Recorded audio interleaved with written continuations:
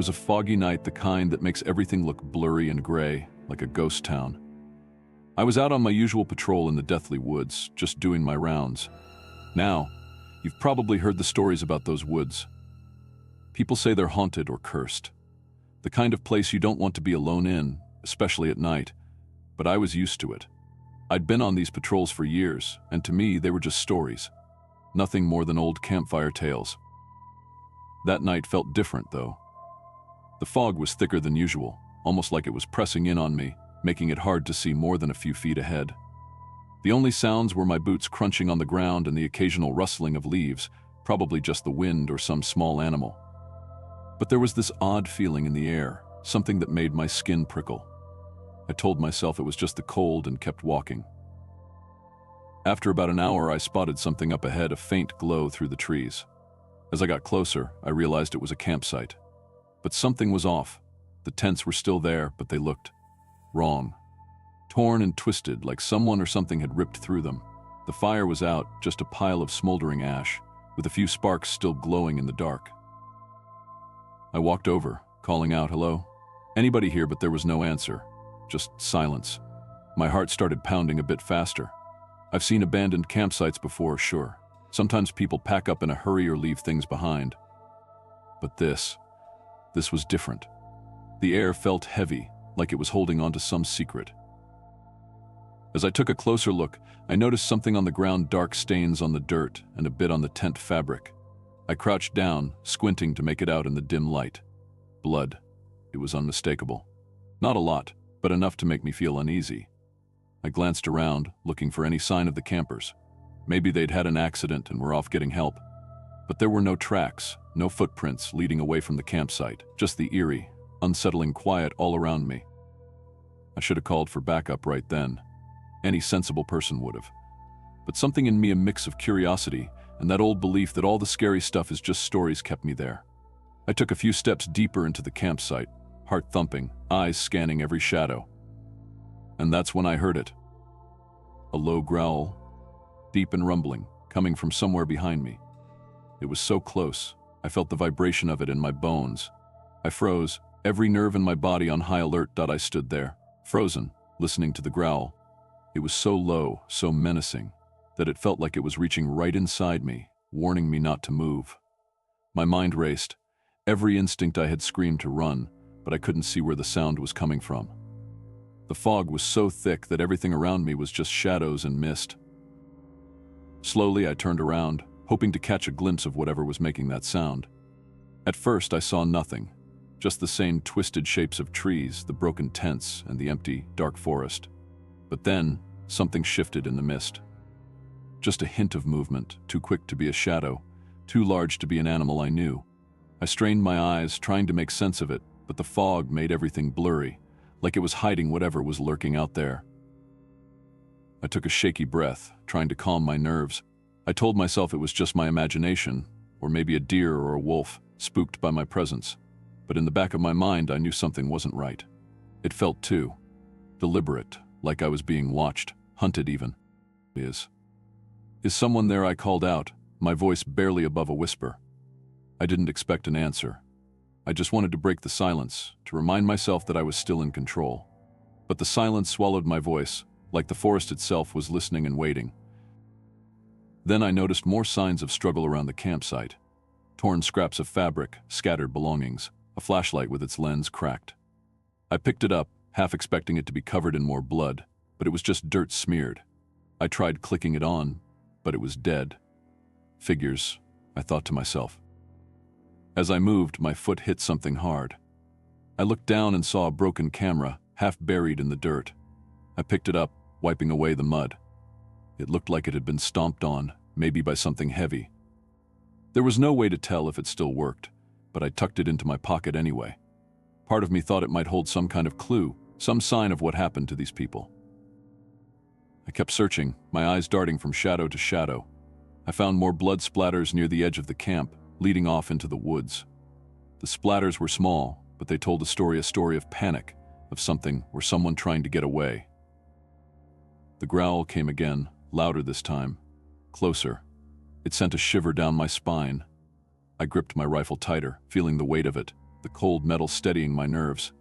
I didn't know what I was dealing with, but whatever it was big, bigger than any animal I'd ever seen in these woods. I wanted to turn back, to get out of there and call for help. But something kept me there.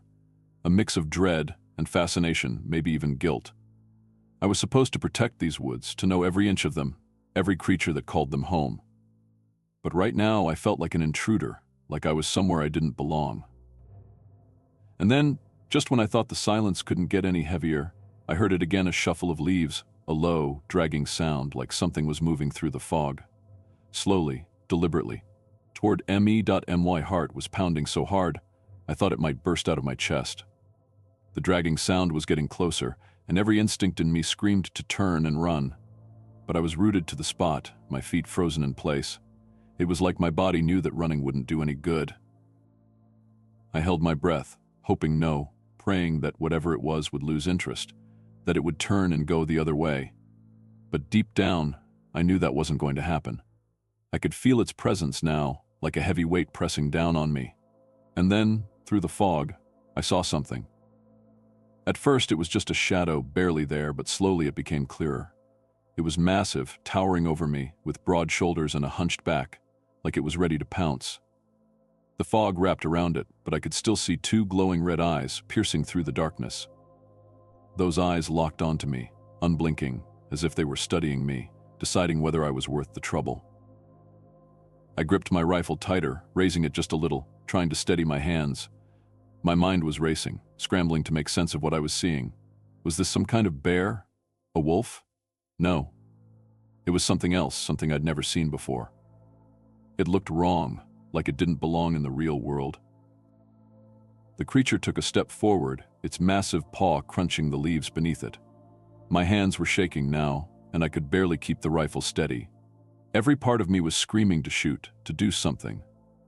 But I couldn't move. I was frozen, caught in those horrible red eyes. Then it made a sound, a low, guttural snarl that seemed to vibrate through the ground itself.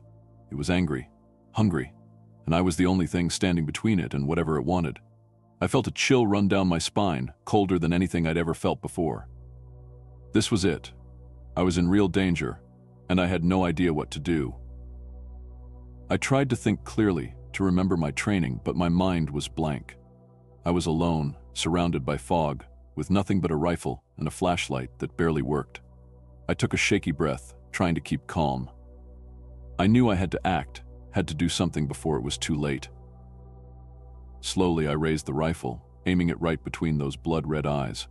My finger hovered over the trigger, and for a second, I felt a glimmer of hope. Maybe I could scare it off, maybe it would run if I just fired a shot into the air. But just as I was about to pull the trigger, the creature let out another growl, even deeper and more menacing than before. It was a warning, a reminder that I was in its territory, and I was trespassing. I knew then that shooting might only make things worse. I could feel my hands shaking as I held the rifle up, my finger barely touching the trigger. I kept my eyes on the creature, barely daring to breathe. The fog made everything look strange, but there was no mistaking the shape of this thing. It wasn't just some animal. It was something else, something that didn't belong in any forest I'd ever known.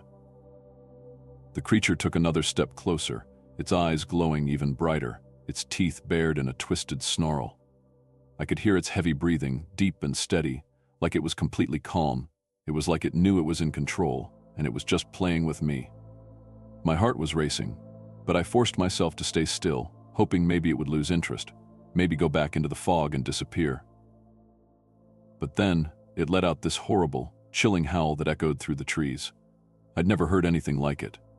It was like a mix between a wolf's howl and something much darker, something that made my blood turn cold. My whole body tensed up, and before I knew it, my finger pressed down on the trigger. The gunshot echoed through the woods, and for a second, everything went silent. The creature stumbled back, and I thought maybe I'd scared it off. But then it let out this angry, horrible roar, its red eyes flaring even brighter. It didn't back down. It came charging at me, faster than anything that big should have been able to move. I barely had time to react. I tried to aim again, but before I could even pull the trigger, it was on me. I felt its claws swipe across my side, sharp as knives, tearing through my jacket and into my skin. The pain was blinding. I stumbled back, firing wildly, not even aiming anymore, just desperate to hit it, to make it stop. But the creature didn't stop. It was relentless, its jaws snapping as it came at me again, this time knocking me to the ground. I could feel its hot, rancid breath on my face, its teeth inches away from my throat. The world started spinning, everything turning into a blur of fog and pain. I thought about calling for help, but I knew no one would hear me out here. I was alone, completely helpless against this monster. I tried to fight, to push it off, but it was too strong. I was losing strength, my vision fading as the pain took over. In my last moments, all I could see were those blood-red eyes burning into me, watching as I struggled. And then, everything went dark. Everything went black, and for a moment I thought it was over. But then, I felt a sharp pain, a deep, tearing ache in my side. I wasn't dead, at least, not yet. I could feel the cold ground beneath me, feel the dampness soaking into my clothes. I tried to move, to push myself up, but my arms felt like lead, my body barely responding. The pain was like fire spreading through me, making it almost impossible to think straight. I could still hear the creature, its heavy breathing close by, so close it felt like it was right on top of me. I forced my eyes open, and there it was, looming over me in the fog.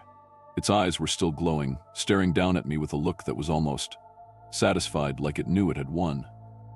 I tried to lift my rifle, but my arm was too weak, my strength slipping away with every passing second. I tried to scream, to call out for help, but no sound came out. The woods around me were silent, like the whole forest was watching, holding its breath, waiting for the end. My mind started drifting, memories flashing by people I loved, places I'd been. All I could think was that I was never going to see them again. The creature leaned in closer, its hot, foul breath filling my lungs, making me gag. I could feel the weight of it pressing down on me, pinning me to the ground. I wanted to fight, to keep struggling, but my body wouldn't listen. I was too tired, too broken. In that last moment, I looked up at the creature, staring into those red eyes one last time.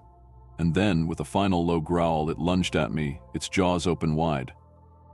And just like that, everything went dark. I was gone. After that night, they say people went looking for me and the missing campers.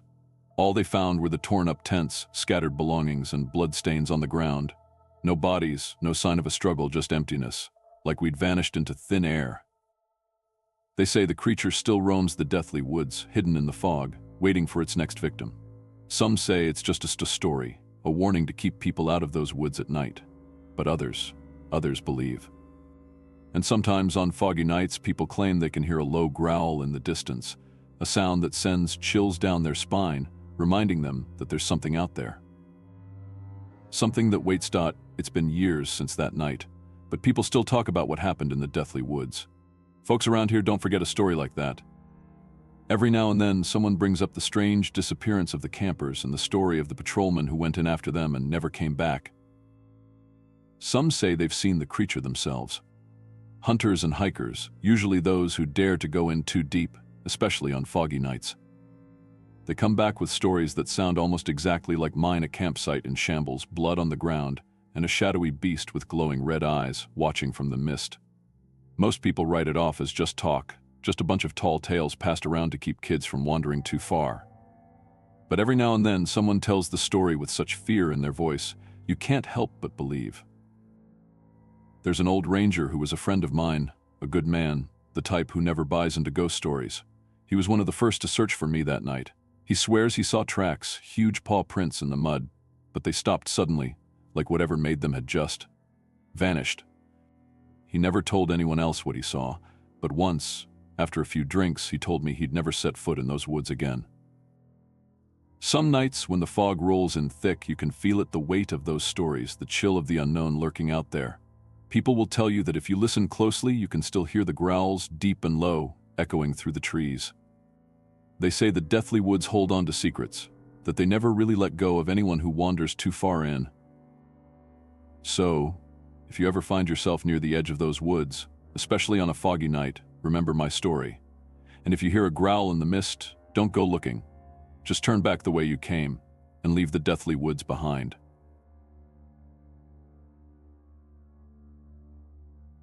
I've worked these woods in the Adirondacks for nearly a decade now, and until recently I thought I'd seen everything nature could throw at me.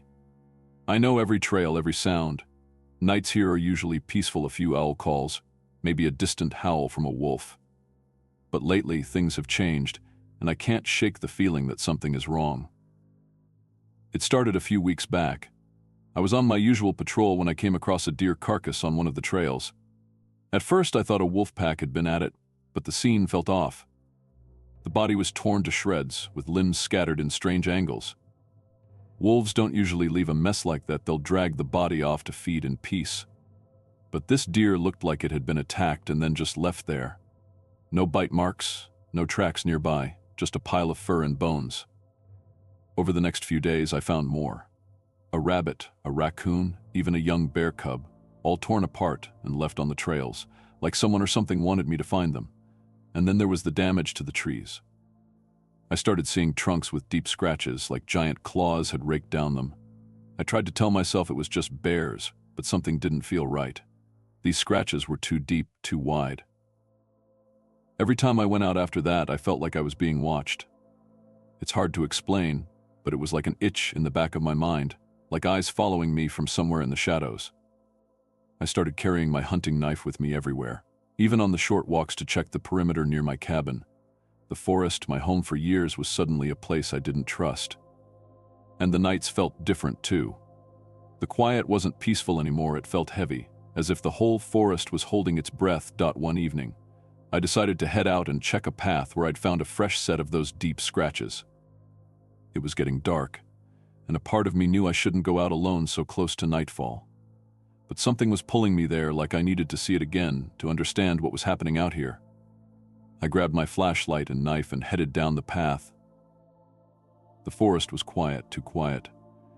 Every step I took seemed to echo, and I couldn't shake the feeling of being watched. As I walked, my flashlight caught glimpses of shredded tree bark, claw marks deep enough that you could fit a finger inside. I'd never seen anything like it. Whatever made these marks was powerful. Bears could claw up a tree, sure, but not like this. And these trees weren't just clawed, some looked like they'd been nearly ripped in half. Then I found another carcass, this time a fox. Its body was stretched out in the dirt, torn open. I felt a chill run through me. I'd seen animal deaths before, it was part of the job. But this felt wrong, like something had gone out of its way to kill, only to leave the body untouched, just lying there for someone to find. I took a step back, my heart pounding. And that's when I heard it, a low, guttural growl coming from somewhere up the ridge to my left. I froze, listening hard, trying to pinpoint where it was coming from. It was a sound I'd never heard before, not quite like any animal I knew. The growl was long, rumbling, almost like a warning. I flicked my flashlight in the direction of the sound, and for just a second, I thought I saw something, a shadow slipping between the trees, tall and dark, moving so fast that I couldn't make out any details. I stood there, heart hammering, gripping my knife. But whatever it was gone. The growl faded, and the silence of the forest returned, thicker than before. After that, I backed out of there, slowly, not daring to turn my back on whatever was watching. As soon as I was back at the cabin, I bolted the door and shut all the windows.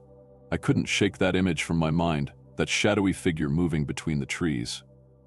I'd never felt fear like that before, a bone-deep dread that made me feel small and helpless in my own woods. That night, sleep was impossible.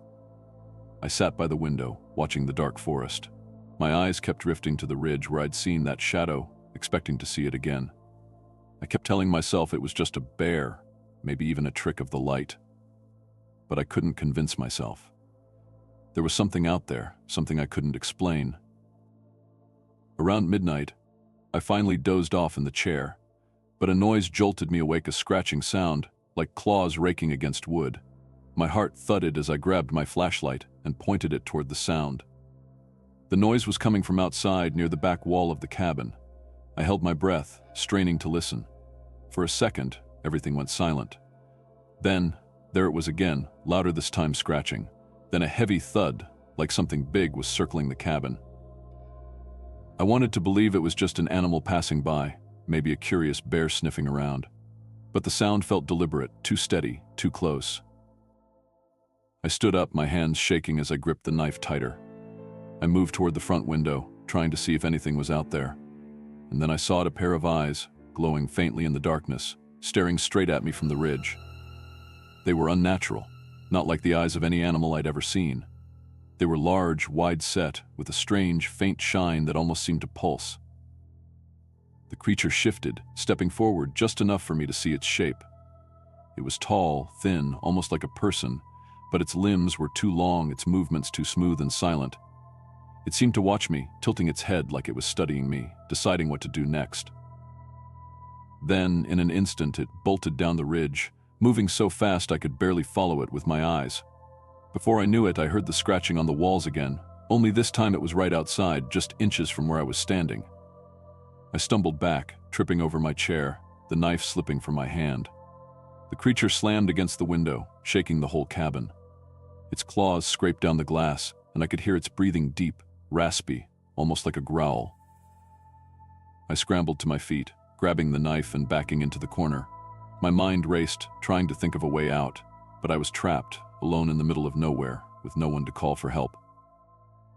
The creature stayed by the window for what felt like hours, its eyes locked on mine. And then, as suddenly as it had come, it backed away, disappearing into the trees, leaving me shaking and staring into the empty darkness. The quiet after it left felt worse than the noise. Every little sound made me jump, every creak of the wood, every rustle of the trees outside. My whole body was tense, like I was waiting for it to return. I kept my knife clutched in my hand, ready for anything. Then, just as I began to think it was gone for good, I heard the loud, heavy thud of footsteps on the cabin's roof. My heart pounded as I stared up, feeling the weight shifting above me. I tried to stay still, barely breathing.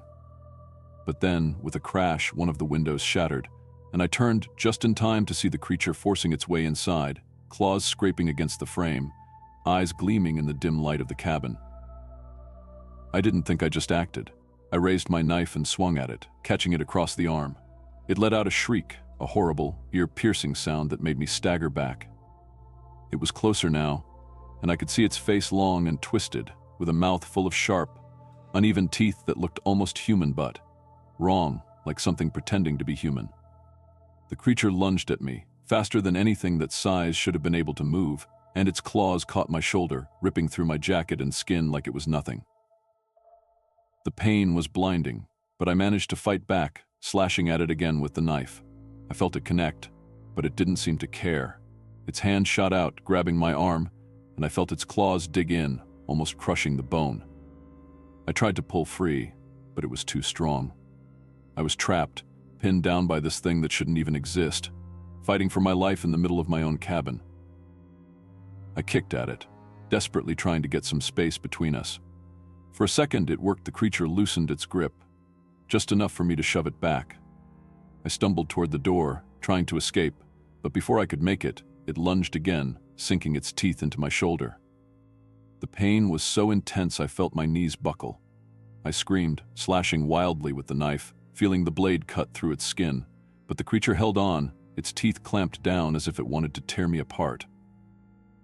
My vision started to blur from the blood loss, and I could feel my strength slipping away. I forced myself to keep fighting, clawing, kicking, doing anything I could to survive, but my body was giving up.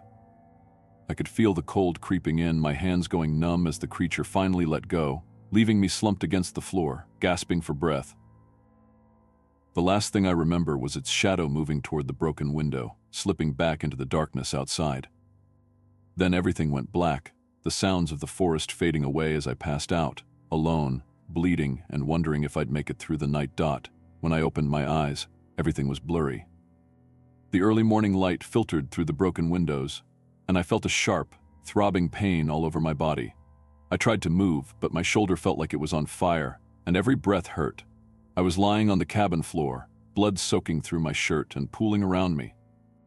I must have lost so much blood, but somehow I was still alive. It took me a moment to realize that I wasn't alone. Voices familiar, human voices echoed from outside. I tried to call out, but all that came out was a weak croak. Moments later, the cabin door burst open, and two fellow rangers rushed in, their faces pale when they saw me. They didn't ask questions, they just got to work, lifting me up carefully, trying to stop the bleeding with whatever they could find. One of them radioed for backup, while the other wrapped my shoulder in strips of cloth, doing his best to stop the flow of blood. They helped me onto a stretcher, and as we moved out of the cabin, I caught one of them looking around, his face twisted in confusion. "What happened here?" he asked, but I couldn't answer. I didn't even know how to explain it myself. Outside, the morning light felt harsh, almost unreal. I glanced back at the cabin and noticed the claw marks on the walls, the broken window, and the bloodstains that covered nearly every surface. It looked like a battle had taken place, but the creature, the thing that had done this to me, was gone. I could still feel its presence somehow, like it was watching from somewhere deep in the woods. One of the rangers leaned over me as they carried me to the truck. "Leonard," he said, his voice shaking a little, "we found tracks around the cabin, but they don't make any sense. They don't look like any animal we know. It's like..." He trailed off, glancing at the cabin with a look I knew well, fear. I wanted to tell him everything, but I didn't have the strength. I just nodded, too weak to do anything more. As they loaded me into the truck, I felt a strange emptiness settle over me. The creature had vanished without a trace, leaving behind only destruction and questions I couldn't answer. On the ride back to the main station, I drifted in and out of consciousness. My mind kept going back to that shadowy figure on the ridge, those eyes watching me. I couldn't shake the feeling that it wasn't over, that the creature was still out there, lurking in the forest, waiting. After the attack, they rushed me to the hospital, where I spent days drifting in and out of sleep. The doctors patched me up as best they could, but the scars ran deep. My shoulder would never be the same, the muscles torn too badly to heal perfectly. I'd wear those marks for the rest of my life, a constant reminder of that night. When I was finally strong enough to speak, people asked me questions, so many questions. Was it a bear? A wolf? Some sort of rabid animal? But no matter what they asked, I didn't know what to say. I didn't want to tell them about the creature, about those terrible eyes, about the feeling of being hunted. How could I explain something that shouldn't even exist? My fellow rangers tried to reassure me, saying maybe it was just my imagination, that I'd probably misremembered things in all the chaos. But I knew what I saw, and even when they'd say things like, "There's no record of anything like that in the area," I could see the worry in their eyes. They hadn't forgotten the claw marks on my cabin walls or the animal remains scattered along the trails. They knew something was out there, even if they didn't want to admit it. Weeks went by, but I couldn't shake the feeling that it wasn't over. The Adirondacks were still my home, but they felt different now, darker, like something was lurking in the shadows, waiting. I couldn't walk the trails alone without looking over my shoulder, feeling those eyes watching me from the ridge. People around the station started noticing things too strange: sounds at night, claw marks on trees that hadn't been there before, flashes of movement in the corner of their eyes. Sometimes, other rangers would come back from their rounds looking pale, with stories they couldn't explain. I never went back to that cabin. They offered to transfer me, to put me somewhere closer to town, and I took it. I wasn't sure if I'd ever feel safe in those woods again. But I knew one thing for sure: the creature, whatever it was still out there. And even though it left me alive, a part of me felt like it wasn't finished, like it was only a matter of time before it showed up again. Even now, years later, I still wake up at night, the sound of claws scratching against wood echoing in my mind. And every time I close my eyes, I see those strange, glowing eyes staring back at me from the darkness, a reminder that some things in this world can't be explained, and some shadows never really go away. I remember the morning they gave me the assignment, with all the rumors about disappearances hanging in the air. I'd been in the Black Hills long enough to know that people sometimes got lost, and more often than not, we'd find them. But this time, there was something different. The stories were starting to get under my skin, though I wasn't one to believe in legends and tall tales.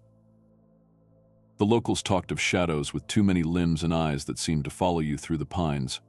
Some said people had been hearing strange noises echoing in the dead of night, even catching glimpses of a creature between the trees. But I figured it was just a story, a way to keep children from wandering too far into the woods. I told myself it was nonsense, that I'd go in and do what I'd done a dozen times before. Find tracks, follow a trail, bring back answers.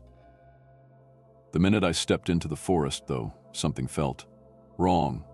It was quieter than usual, like even the birds and insects had fallen silent. Shadows seemed to stretch out longer, clinging to the ground and the trees as if they were alive, and there was a thick smell in the air, heavy and sweet, like rotting leaves. I kept telling myself it was just my nerves, that I was letting silly stories get to me. Still, the unease settled in, gnawing at me as I moved deeper into the woods.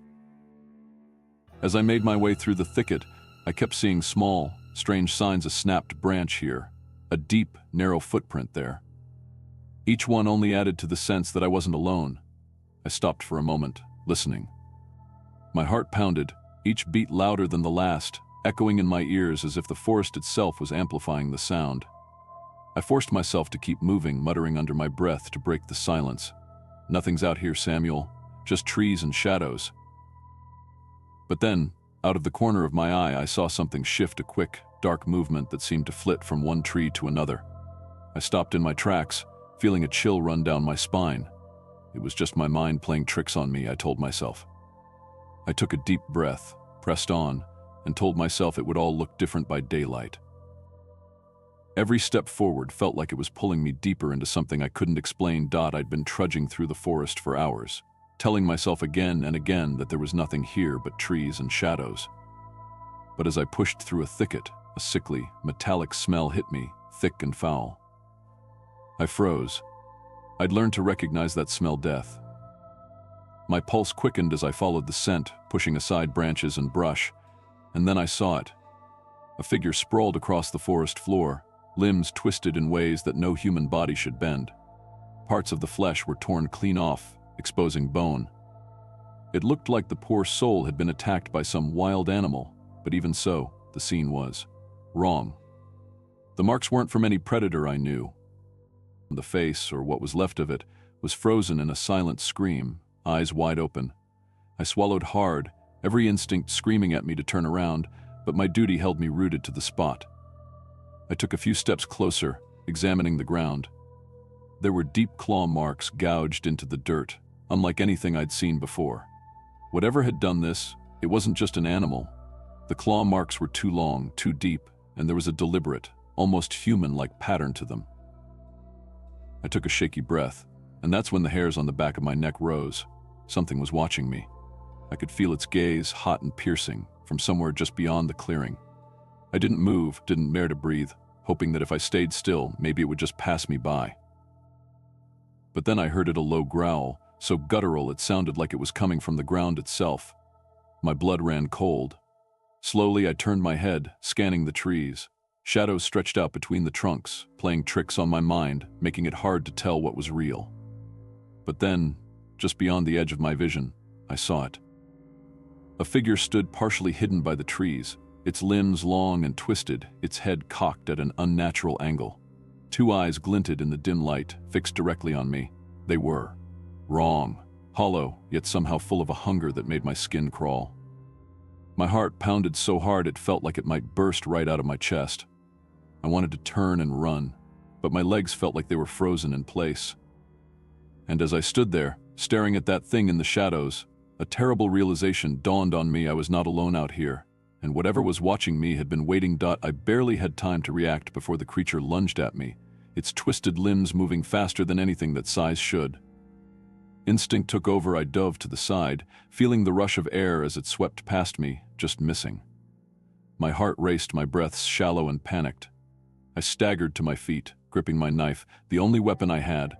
I'd faced wild animals before, but nothing had prepared me for this. It crouched there, watching me, its eyes burning with something dark and unrelenting. Its limbs were impossibly long, thin but powerful, ending in fingers or claws I couldn't even tell. They clicked and twitched as it prepared to strike again. In the dim light, I could make out patches of matted fur and sickly, gray skin stretched tight over jagged bones. Whatever this thing was, it looked like it had crawled straight out of a nightmare. The creature lunged again, and this time I wasn't quick enough. It knocked me back, its weight slamming me to the ground, claws raking against my side. Pain shot through me, and I struggled to keep my grip on the knife. I slashed at it wildly, managing to slice into its arm. The creature shrieked, a horrible, ear-piercing sound that reverberated through the trees, but it didn't back off. If anything, it seemed angrier, hungrier.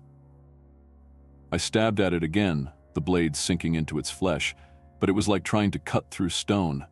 It barely flinched, those hollow eyes boring into me as if to say, "Is that all you've got?" Each time I struck, it seemed to get stronger, as though my fear was fueling it. I felt my own strength waning, blood trickling from the gashes along my ribs, my arms. Desperation clawed at my mind as I realized that this thing wasn't going down easily. I couldn't outrun it. I couldn't hide from it.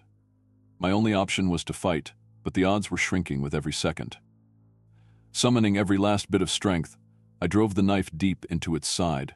It let out another wretched scream, its body convulsing as the blade struck bone. But even then, it didn't fall. It lashed out, clawing and tearing at me, relentless. I could feel my body weakening, my vision blurring. Somewhere deep in my mind, a dark thought surfaced, this is it. But as the creature paused for just a moment, something in me snapped. Gritting my teeth, I yanked the knife out and plunged it again, and again, until my arms felt like lead. The creature howled, thrashing wildly, and for the first time I saw a flicker of hesitation in those eyes. With one final thrust, I buried the blade deep, and this time it fell still. The creature slumped to the ground beside me, twisted limbs splayed out in the dirt, finally defeated. I collapsed next to it, my body aching, my breaths ragged. I'd won, but I was barely alive. I lay there on the ground, struggling to catch my breath. The forest was so quiet, like it was holding its breath along with me. My mind felt foggy, trying to make sense of what had just happened. But the sharp, burning pain in my side kept me grounded. It was real. I was bleeding badly. Slowly, I pushed myself up and looked down at the creature lying beside me. Even dead, it looked terrifying, twisted and bent, with long, bony arms and gray, stretched-out skin. Killing it hadn't made it look any less strange.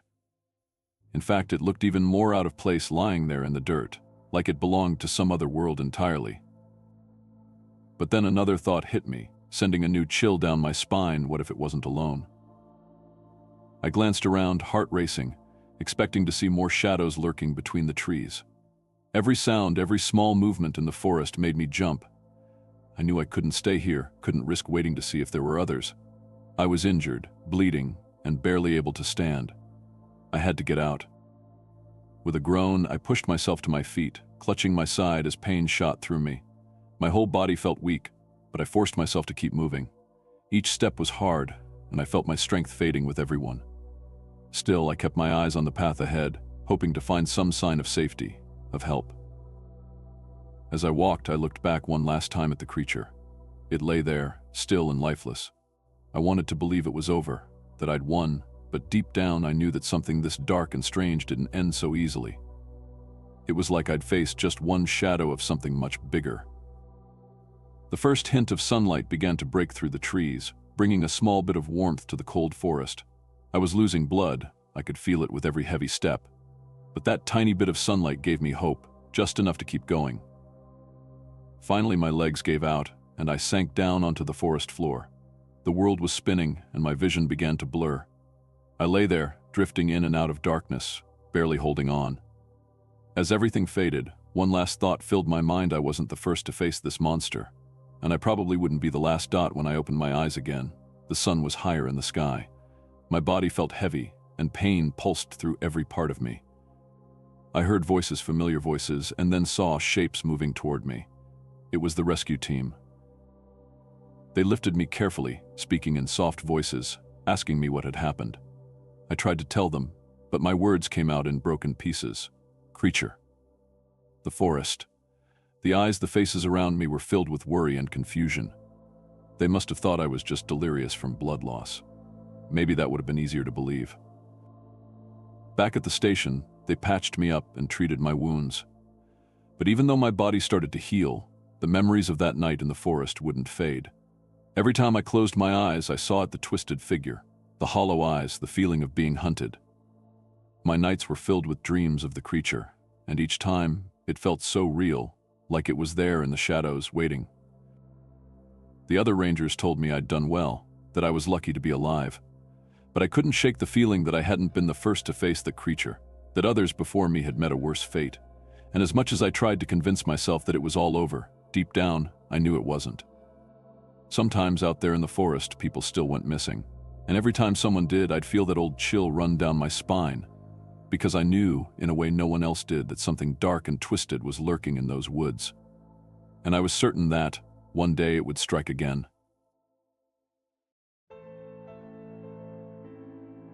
In 1974, I was the ranger stationed deep in the Adirondack Mountains, far enough from civilization that the only sounds around my cabin were the wind through the pines, the distant call of an owl, and the crackling of my fire at night.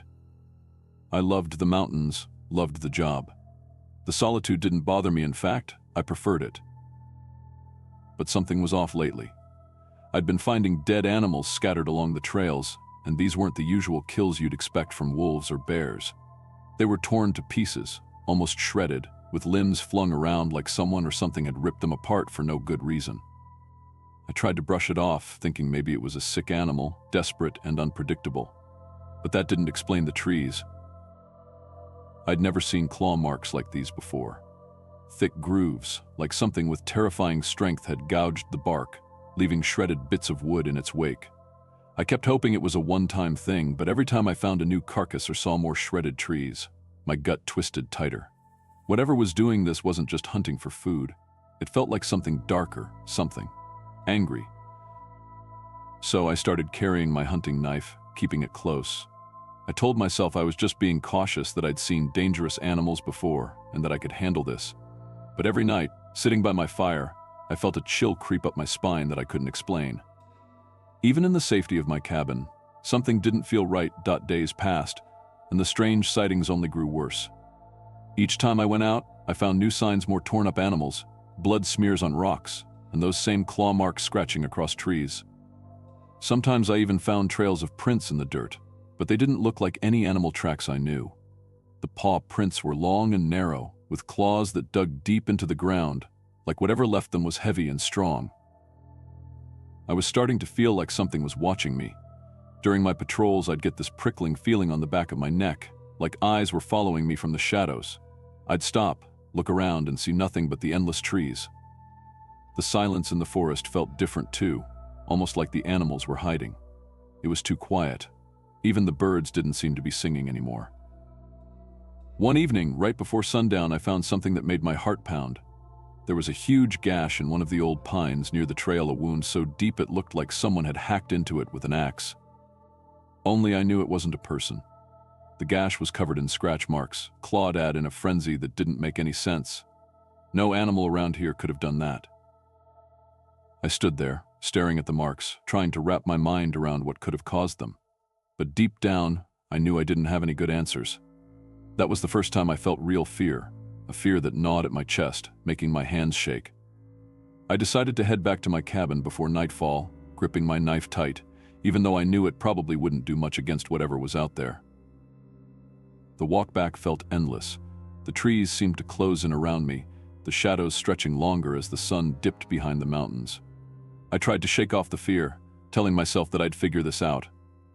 But part of me knew something was waiting, just out of sight, biding its time. That night, I couldn't sleep. I lay there in my cabin, every creak of wood or rustle of leaves outside making me jump. The shadows seemed darker than usual, like they were creeping in closer. I kept my hunting knife under my pillow, telling myself it was just for peace of mind. But I knew I wasn't fooling myself. Just past midnight, I heard something. It was faint at first, a soft scraping sound, like claws dragging across wood. I froze, my heart pounding so hard I could hear it in my ears. The sound grew louder, coming from just outside the cabin. I could barely breathe, trying to convince myself it was a raccoon or maybe a bear nosing around. But deep down, I knew it wasn't. I got up as quietly as I could and peered out the window, pressing my face close to the glass.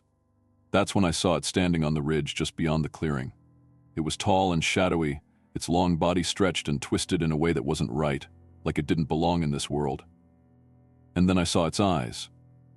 They were glowing, an unnatural yellow that cut through the darkness, staring straight at me. I stumbled back from the window, my mind racing. I didn't know what I'd just seen, but every instinct told me to get away, to lock every door and window. I rushed around the cabin, bolting the doors, dragging my old wooden dresser in front of them for good measure. I gripped my knife so hard my knuckles turned white. But the creature didn't stay on the ridge. I heard heavy footsteps outside, circling the cabin slowly, almost as if it was testing me, taunting me. Suddenly there was a crash as something slammed against the wall. The windows rattled, and I heard claws scraping down the side of the cabin, carving deep, ugly lines in the wood. I backed up, holding my knife, feeling completely helpless. The creature let out a low, rumbling growl that seemed to vibrate through my bones. I knew, right then, that it wasn't going to leave. It was here for me. The next moment, everything erupted in chaos. The creature slammed against the door, shaking the whole cabin. Dust fell from the rafters as the windows rattled. I stumbled back, barely keeping my balance. I could hear its heavy breathing, raspy and wet, coming from just outside the door. Then, with a deafening crash, the window shattered. Glass sprayed everywhere, and the creature's long, twisted arm reached through, claws scraping at the air. Its fingers were too long, bent in ways that shouldn't be possible, ending in claws that looked sharp enough to tear through bone. My heart pounded as I clutched my hunting knife, realizing that this thing wasn't going to stop until it got to me. In a burst of pure panic, I swung at the creature's arm, slashing with everything I had. My blade cut into its skin, but it didn't even flinch. It pulled back for a moment, a low growl rumbling through the air, almost like a warning. Then, in a flash, it lunged through the broken window, its face inches from mine. Those glowing yellow eyes stared at me, filled with a strange, sick hunger. I tried to back away, but it was too fast. The creature's claws swiped at me, catching my shoulder. I felt a hot, searing pain as its claws tore through my shirt, digging deep into my skin. I stumbled, nearly losing my grip on the knife, but I swung again, desperate, slashing wildly. This time I caught it across the face, and it let out a shriek that rattled my bones. But the creature didn't back down. It lunged again, pinning me against the wall. I could feel its hot, rancid breath against my face. I struggled, kicking and shoving with everything I had, but it was so strong. I drove my knife into its side, feeling the blade sink into something solid, but it barely seemed to notice. It snarled, showing sharp, jagged teeth that glistened in the moonlight. Then, before I knew what was happening, it bit down on my shoulder, sending a wave of blinding pain through me.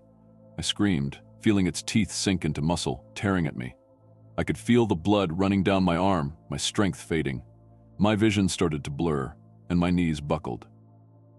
As the world started to go dark, I swung the knife one last time, hearing the creature hiss in pain. Then everything faded, and I slipped into unconsciousness. My body slumped against the wall, and the cabin spinning into shadows. When I finally woke up, everything was hazy. My body felt cold, my shoulder burning with sharp, throbbing pain. I tried to move, but every inch of me ached. I could barely open my eyes, but I made out a few faces, familiar ones, fellow rangers who had come looking for me. "Leonard," I heard one of them say, his voice tight with worry. "Hang on, we've got you." They lifted me carefully, talking in low voices as they checked my wounds. I could hear the concern in their voices, the disbelief. My cabin was a wreck, broken glass everywhere, deep claw marks on the walls, splatters of blood staining the floorboards.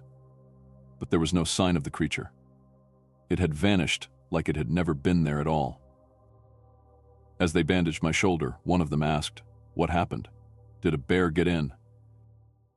I didn't know how to explain it. The thing I'd seen wasn't any bear, wasn't any animal I'd ever heard of, but telling them the truth seemed impossible. Who would believe me? So I just shook my head, too exhausted to speak. Over the next few days, they patched me up, tended to my wounds, and I tried to rest.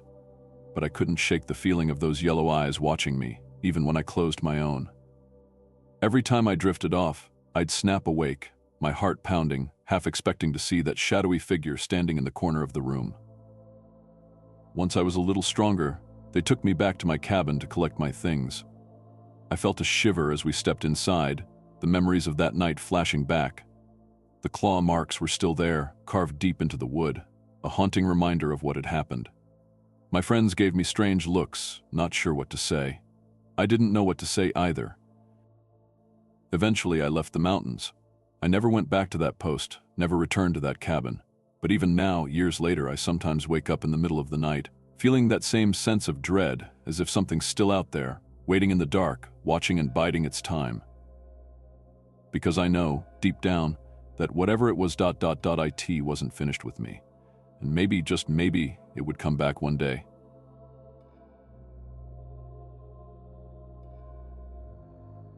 It was supposed to be a normal night. Just another patrol through the forest, checking the trails, making sure all was quiet. I'd done this 100 times before, same paths, same routine.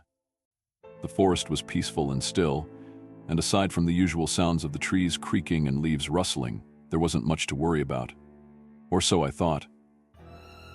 The air was cool, with a dampness that clung to my skin, and the night had that thick silence, the kind that makes you feel like something is watching you. But I shrugged it off. I'd heard those strange noises before, those whispers of wind that sounded almost like voices if you listened too closely. I figured it was just my mind playing tricks, like it sometimes does when you're alone in the woods. As I continued along the trail, I noticed something odd. The smell was different, heavier somehow, like wet earth mixed with something rotten. I tried to ignore it, but the further I walked, the stronger it got. I thought maybe it was an animal, maybe a deer or some unlucky raccoon. Nature can be brutal, but I was used to that. Then, just around the bend, I saw it. A small campsite set back in a clearing not too far from the path. At first glance, it seemed normal. There were 2 tents, both zipped shut, and a campfire ringed with stones, though it was long burned out. I figured the campers must have packed up and left, maybe leaving their tents behind by accident. But as I got closer, I realized something was very wrong. The tents weren't empty. Inside, I could see shapes, still and twisted in ways that didn't look right. The rotten smell hit me full force, thick and sour. My stomach churned, and my heart started to pound. Something terrible had happened here, something I couldn't make sense of. For a moment I stood frozen, just staring, trying to process what I was seeing. This wasn't an animal attack, it was something else. The bodies were torn apart, limbs and clothes scattered as if someone had attacked with a fury that no animal could have. It was brutal, almost like it was done out of anger or enjoyment. I couldn't stay there any longer. Every instinct screamed at me to get out, to run, but I couldn't move. I felt like I was stuck in place, my feet glued to the ground. That's when I heard a sound coming from behind me. The quiet crunch of footsteps, slow and deliberate, closing in on me from the shadows. The footsteps grew louder, crunching on dry leaves and twigs. I felt a chill crawl up my spine. It wasn't the heavy, careless steps of an animal wandering through the woods. No, these steps were slow, like whoever or whatever was out there was taking its time, creeping closer. I took a deep breath and turned around, hoping I was just imagining things. But in the distance, half hidden behind the trees, I saw a figure. It was hard to make out any details in the dim light, but I could tell it was tall and standing very still, just watching. And in one of its hands I noticed something. Large, dark, and dripping. My stomach twisted as I realized it was covered in blood. My heart hammered in my chest. My body wanted to run, but I couldn't seem to tear my eyes away from that figure. It was like my feet were rooted to the spot. I felt trapped, like I was a rabbit caught in a snare, and any wrong move would set this thing off, whatever it was. Then, without warning, the figure lifted what it was holding, an axe, slick with blood, and let out a laugh. The sound wasn't loud, but it echoed in the quiet night, twisting and bouncing off the trees. It was high-pitched, almost playful, but there was something deeply wrong about it, like it wasn't meant for human ears. That was all it took. I snapped out of my daze, turned, and ran as fast as I could, barely aware of the branches tearing at my clothes and scratching my arms. I didn't care. I only knew I had to get away. My lungs burned as I pushed forward, my legs aching, but I didn't dare stop. That laughter seemed to follow me, winding through the trees, rising and falling like some twisted melody. In that moment, all I could think was that I had to keep going. Whatever that thing was, it was still out there, and I had no idea how close it was, or if it was right behind me. I sprinted down the trail, my heart hammering so hard I could hear it in my ears. The forest felt darker, denser, like it was closing in around me, but I couldn't stop. I didn't dare look back. The laughter had faded, but I could still feel it, echoing in my mind.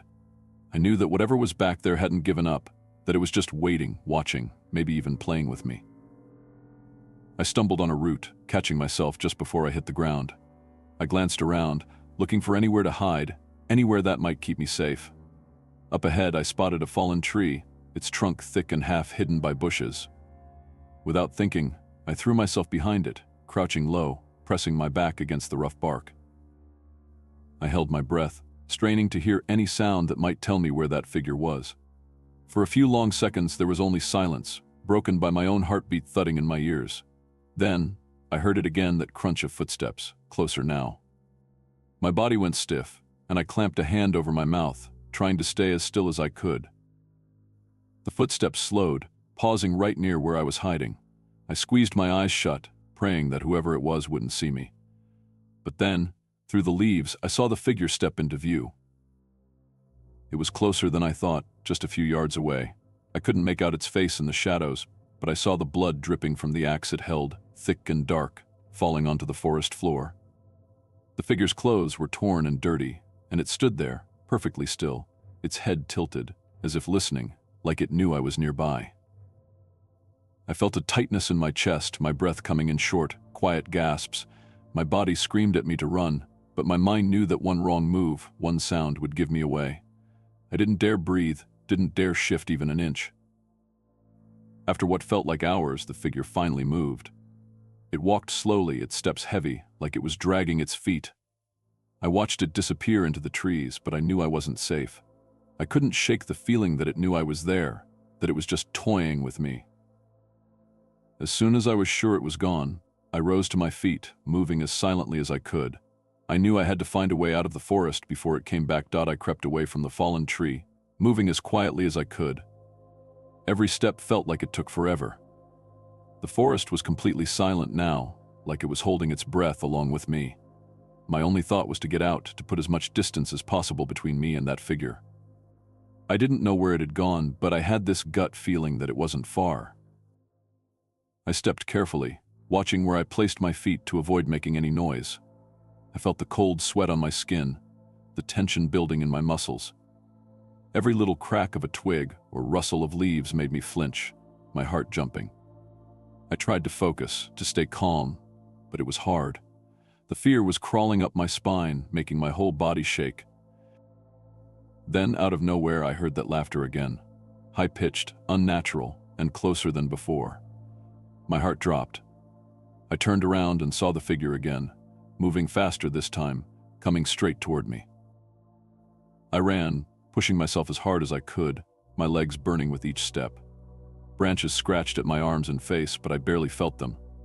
All I could think about was getting away, not looking back, just running. The laughter followed me, that awful sound growing louder, closer. I didn't know how far I'd gone. The trees all looked the same, blending together as I sprinted through the darkness. I could still hear it behind me, the heavy footsteps, the laughter, and that swishing sound of something being dragged. It was relentless, like it was enjoying this, like it was playing a game. Just when I thought my legs would give out, I spotted something up ahead, a small cabin. It looked abandoned, but I didn't care.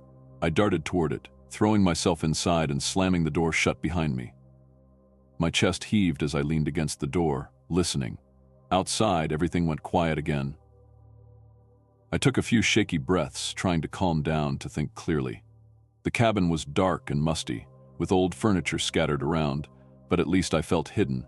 I glanced around, spotting a heavy wooden chair, and quickly wedged it under the door handle. It wasn't much, but it was something. I backed away, keeping my eyes on the door, my mind racing. I didn't know if that thing had seen me come in here. I didn't know if I was safe. All I knew was that, for now, I was alone. But deep down, I knew it was still out there, searching, waiting. I stood in the middle of the cabin, barely able to catch my breath. My heart was pounding, my whole body shaking, but for now, at least, I felt a small sense of safety. I pressed my ear to the door, listening for any sound outside. But all I heard was silence, that thick, unsettling silence that had filled the forest all night. Slowly, I let myself relax just a little, trying to make sense of what had happened. Who or what had I just seen? Why was it out there, at that campsite? And what had it done to those people? My mind was racing with questions, each one more disturbing than the last. I couldn't shake the image of the figure from my head, the way it moved, the way it laughed, the way it laughed, the way it seemed almost happy to chase me. It wasn't like any person I'd ever seen, and it didn't feel like any animal either. It was something else, something that felt wrong, like it didn't belong in this world. I don't know how long I stayed there, huddled in that dark cabin, waiting.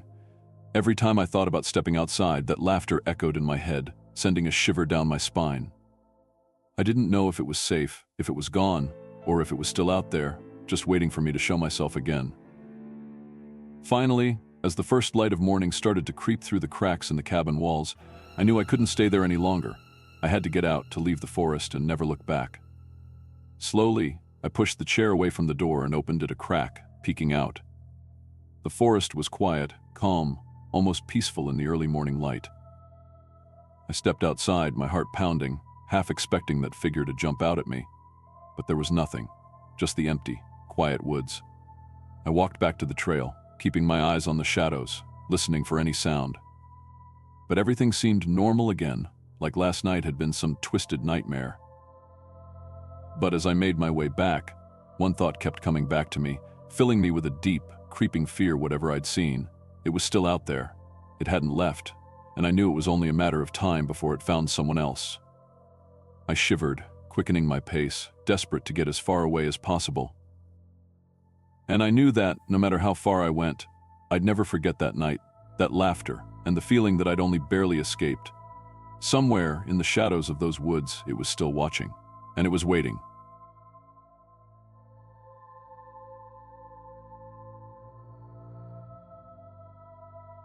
I was stationed at an old outpost deep in the forest. It was 1995, and back then, this place was as isolated as you could get. No cell service, no radio, just miles and miles of trees. The outpost was supposed to be an old ranger station, but it looked like no one had set foot there for years. The paint was peeling, and some of the windows were broken. Inside, everything was coated with a thin layer of dust, like the place was holding its breath. The forest around the outpost was dense, almost too quiet at times. People in town used to talk about strange things happening here, and it didn't take long to see why. At night, the silence was so thick it felt heavy, almost pressing down on you. And yet, every now and then, you'd hear something. A twig snapping, or maybe a whisper carried by the wind. I kept telling myself it was just animals, but something about those sounds felt wrong. I tried to settle in, setting up my things and making the outpost feel like my own. But even after a few days, I couldn't shake this feeling like I was being watched. Every shadow seemed a bit darker, every breeze a bit colder. It felt like the forest was alive, and that it was keeping its eye on me. The first couple of nights went by without much happening, but I couldn't shake that feeling like something was lurking just out of sight. One night, as I lay in bed, I heard soft footsteps outside. They started and stopped, as if someone was walking around the outpost, circling it. I held my breath, waiting for it to pass, telling myself it was just an animal. But the footsteps sounded slow, almost like they were thinking. The next morning I stepped outside, hoping to find tracks, but there was nothing. No prints, no signs anyone or anything had been there. Just the same cold, silent woods. I laughed it off, trying to convince myself that I was just hearing things. But that night the footsteps came back, and this time they were closer. I started to notice other things too. Small things. A chair in the cabin would be out of place, even though I was sure I hadn't touched it. My flashlight went missing for a whole day, only to show up right back where I thought I'd left it. I told myself it was just my mind playing tricks on me. Being alone for too long could do that, after all. But deep down I knew something was wrong. Then, one night, I heard a faint scraping sound coming from outside the cabin. It was steady, like something scratching against wood. I stayed still, listening as it moved along the wall, closer and closer to the door. Finally, I worked up the courage to go out and check. I stepped outside, shined my flashlight around, but saw nothing. No animals, no people, just trees and shadows. It was only then, standing there in the dark, that I realized something. Whatever was out here, it wasn't just an animal or a person. It felt different. And it wasn't going away. A few days later, things took a turn I'll never forget. I was outside the outpost, just getting some fresh air, when I noticed something on the ground. It was dark and stained the dirt in patches, leading off toward the trees. I walked closer, and my stomach dropped. It was blood. A trail of it, smeared across the forest floor like something or someone had been dragged. My first thought was maybe an injured animal had been wandering around, but as I followed the trail, I knew it was something else. The blood led deeper into the forest, winding around trees, until it stopped in front of an old, broken-down cabin I hadn't noticed before. The door hung loosely on its hinges, barely hanging on like it hadn't been touched in years. It looked as though it might fall apart if I took one step inside. But I felt drawn to it, like I had to see what was inside, to understand what was going on. Slowly I pushed the door open, and the smell hit me first. It was damp, stale, mixed with something sharp and metallic like rust, blood. Inside, the cabin was dark, and the only light came from my small flashlight, cutting through the shadows. That's when I saw the walls. They were covered in marks, deep scratches, carved in like they'd been made by nails. My heart pounded as I read the words, scratched in over and over again. It watches, it hunts. The words repeated in rough, uneven lines, like someone had been desperate to warn anyone who came here. Chills ran down my spine, and I felt the urge to get out of there, to run back to the safety of the outpost. But just as I turned to leave, something strange happened. The door creaked, and then it slammed shut with a force that shook the whole cabin. My heart pounded in my chest as the door slammed shut. I stood frozen, gripping my flashlight, trying to steady my breathing. The room was pitch dark except for the small beam of light in my hand, cutting through the shadows. I took a shaky step toward the door, but then I heard something, a soft, shuffling sound coming from the far corner of the room. My flashlight's beam trembled as I turned it toward the sound, but there was nothing there. Just empty space, shadows, and those scratched messages on the walls. It watches, it hunts. A chill ran down my spine, and I took another step, now aiming the flashlight all around the room. My mind kept racing, trying to make sense of this. Who wrote those messages, and what was it? Then I noticed something strange near the floor, under one of the scratched messages. It looked like dried blood, smeared in a pattern, like someone had dragged themselves across the room. I wanted to turn and leave, to get back to the outpost, but something kept me there. I felt almost like I was supposed to see this, to understand whatever had happened here. The air felt thick, like it was pressing down on me, making it hard to breathe. I reached the door and tried to open it, but it wouldn't budge. It was stuck, like something on the other side was keeping me in. Then I felt a cold sensation, like a breath against the back of my neck. I spun around, my flashlight flickering as it lit up the room. And that's when I saw it. A face, half hidden in shadow, pale and twisted, with eyes that burned with a cold, furious rage. I gasped, stepping back, pressing myself against the door, trying to find a way out. But there was nowhere to go. It was just me, and that face in the dark, watching me. I was trapped. My back pressed against the door, and my hands fumbled to find the handle, twisting and pulling, but it wouldn't open. The face stared at me, unblinking, its pale skin stretched tight, and its eyes full of something dark and angry. My flashlight started to flicker, the beam weak and shaky, barely holding back the shadows. I couldn't tear my eyes away from it. The figure was just standing there, silent, but I felt its anger like a wave crashing over me. Then, slowly, it began to move forward, its steps soundless, as if it was gliding through the air. My breathing came fast and shallow, and I pressed harder against the door, desperate to find a way out. The flashlight slipped from my hand, clattering to the floor, and in that moment I felt its cold presence right in front of me. It was so close I could almost feel the chill radiating from it. I closed my eyes, my heart pounding like it was about to burst, and reached down for the flashlight, gripping it tight, as if it was my only weapon. Summoning every ounce of courage, I opened my eyes and swung the flashlight up. For a split second, the beam cut through the dark, landing right on its face. I'll never forget what I saw. The skin was pale, almost gray, stretched over sharp bones, and its mouth twisted into a terrible grin. But it was the eyes, cold, empty, and furious, that made me feel like it was looking right into my soul.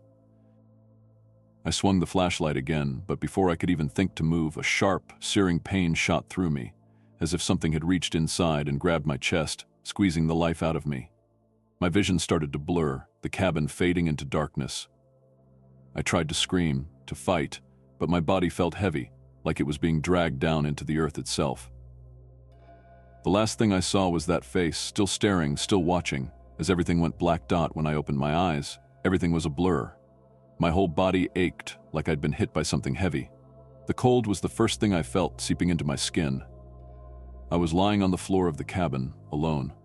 The flashlight was still in my hand, dim but still on, casting a weak glow across the wooden boards.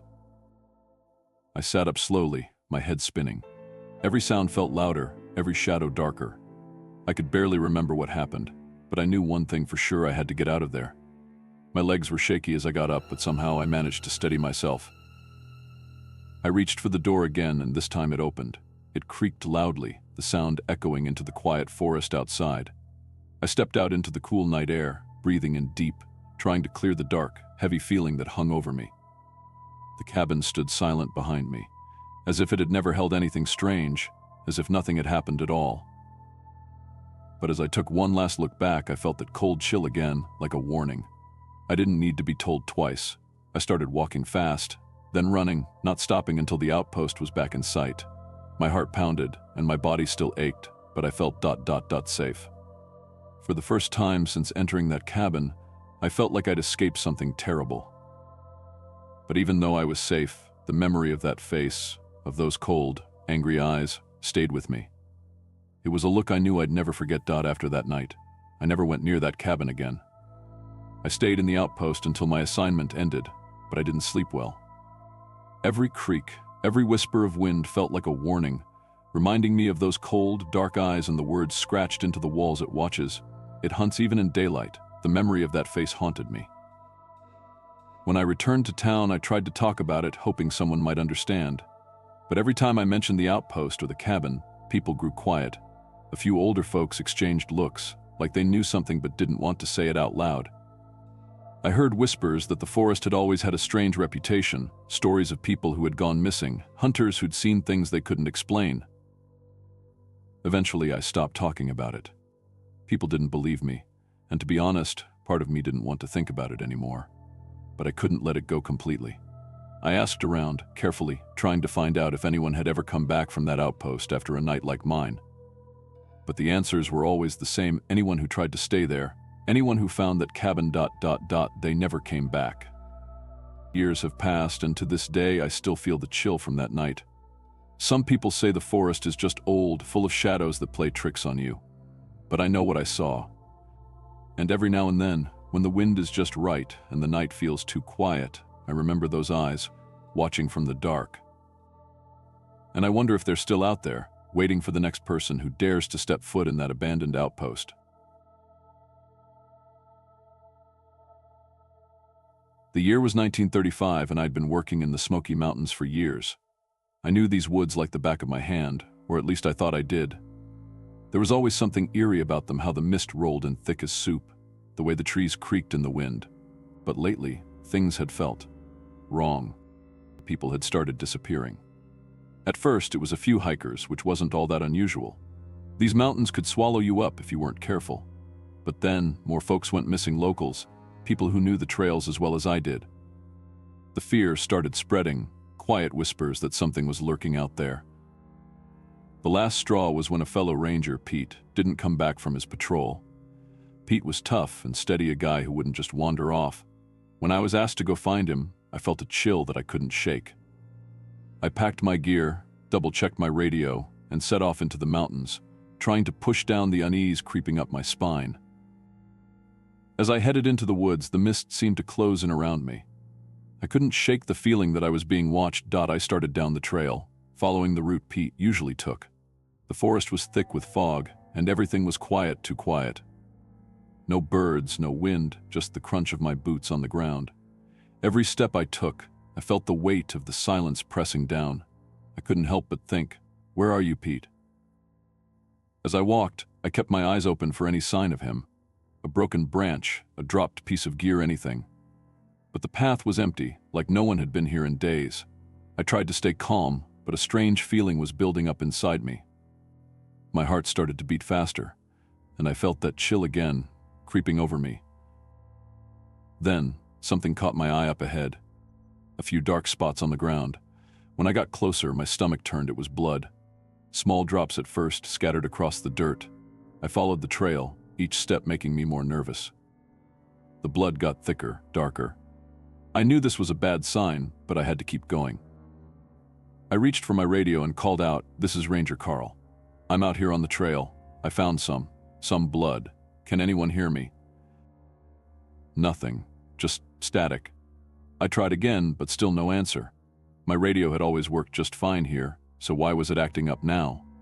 I shook it, hoping that would help, but the silence didn't change. The mist seemed to grow thicker, swirling around me, making it hard to see more than a few feet ahead. I thought about turning back, but I couldn't leave without finding out what happened to Pete. He'd do the same for me. So I took a deep breath, gripped my flashlight, and stepped forward, following the trail of blood into the mist. Each step felt heavier, like something was pulling me deeper into the forest, into something dark and unknown. My gut told me to turn around, but my mind kept saying, "Just a little further. You're almost there." I had no idea what I was walking toward, only that something was out there, waiting. The trail of blood led me deeper into the woods, and with each step, I felt my nerves tighten. The drops of blood on the ground were getting bigger, and they were splattered in strange patterns, like someone had stumbled or struggled. I couldn't help but picture Pete out here alone, hurt and scared. I forced myself to push those thoughts aside, but it wasn't easy. The trees around me felt like they were closing in, tall shadows in the mist, their branches reaching out like twisted arms. My flashlight barely cut through the fog, but it was all I had. I kept calling out Pete's name, even though my voice sounded small and shaky.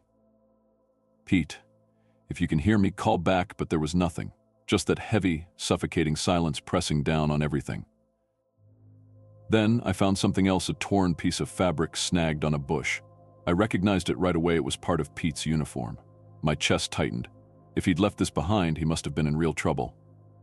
I picked up the fabric, rubbing it between my fingers like it would somehow give me a clue. But it didn't tell me anything except that Pete was out here, and he hadn't gone willingly. The blood trail continued, twisting off the main path and into a denser part of the forest.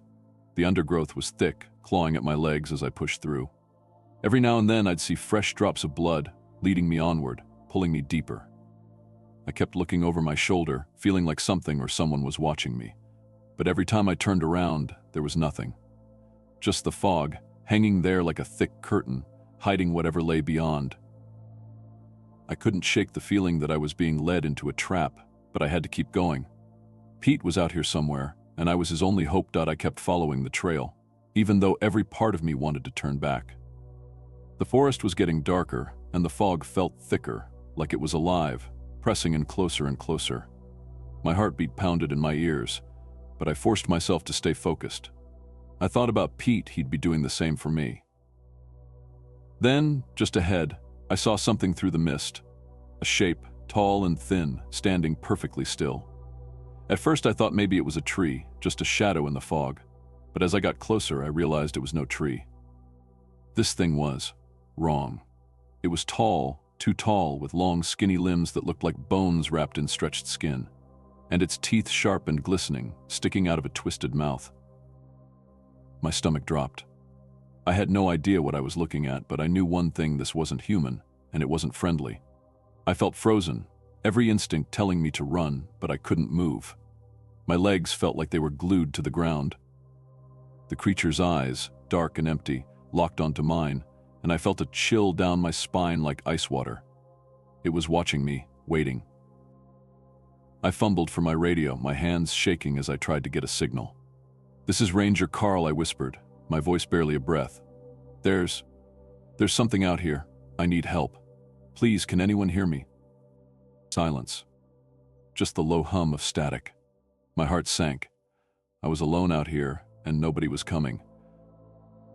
Then the creature took a step forward, its movements slow and jerky, like it hadn't walked in a long time. I took a step back, almost tripping over a root. My flashlight shook in my hand, the light flickering over its pale, skeletal frame. I could see dark patches on its skin, like it had been bleeding, or feeding. It tilted its head, studying me, and that was when I saw what was in its hand, a piece of Pete's uniform, stained with blood. My breath caught. Pete had been here. This creature had him. Suddenly it let out a low growl, a sound that was deep and hollow, echoing through the trees. Then, with terrifying speed, it lunged toward me. I stumbled back, turning to run, but I could feel it right behind me, moving faster than anything I'd ever seen. I ran as hard as I could, dodging branches and trying to stay on the path, my lungs burning. But I knew, deep down, that this thing was not going to let me go. I ran, heart pounding, feet crashing through the underbrush as fast as they could go. I didn't dare look back. I could hear the creature's steps behind me, fast and heavy, closing the distance. My legs burned, but the fear pushed me forward. I tripped on a rock and fell hard, landing face first in the dirt. My flashlight went flying, rolling off somewhere into the dark. I scrambled to get up, but before I could, I felt something sharp slice across my back. Pain shot through me, and I cried out, feeling warmth spreading under my shirt. Blood. I forced myself to roll over, and there it was, towering over me, its long fingers reaching out. I tried to kick it away, but it was too strong. Its hands were cold and bony, like death itself, and the smell was awful, like rotten meat and earth. I struggled, punching and kicking, but it didn't even flinch. Then I saw its face up close, just inches from mine. Its eyes were black holes, empty and endless, and its mouth. That horrible mouth, full of sharp teeth dripping with something dark. I knew this was it. There was no getting out of this. I reached for my knife, my last hope. With all the strength I had left, I swung at it, slashing across its arm. The creature let out a horrible scream, a sound that echoed through the trees and made my blood run cold. It pulled back, just for a moment, and I scrambled to my feet, stumbling backward. But before I could take another step, it lunged at me again. I felt its claws dig into my shoulder, ripping through the fabric, tearing into my skin. The pain was like fire, and I felt my strength draining fast. My vision started to blur, dark spots dancing before my eyes. I knew I couldn't hold on much longer. As I fell to the ground, my body felt numb, my mind drifting. The last thing I saw was the creature grabbing something off the ground, Pete's uniform, and dragging it back into the mist. I wanted to scream, to do something, but everything was slipping away, fading into darkness. As I lay there on the cold ground, my whole body felt heavy. I couldn't move. I could barely breathe. The pain was everywhere, spreading through me like a fire. But even worse was the fear. I knew I was dying, and the creature was still close by, lurking just out of sight in the mist. I tried to reach out, tried to pull myself up, but my arms wouldn't respond. My vision blurred, and all I could see was the fog, thick and endless, hiding whatever was out there. I felt alone, like the whole world had vanished, and it was just me and that thing in the woods. Then I saw it, moving through the fog. The creature was dragging something. My heart sank as I realized what it was: Pete's body. His lifeless form hung limp in its bony hands, his uniform ripped and covered in dark stains. I wanted to cry out to stop it, but no sound came out. The creature dragged Pete's body deeper into the mist, its empty eyes glancing back at me one last time. I could feel my heartbeat slowing, each beat fainter than the last. I felt cold, my mind slipping away, drifting somewhere far from the forest, away from the pain and the fear.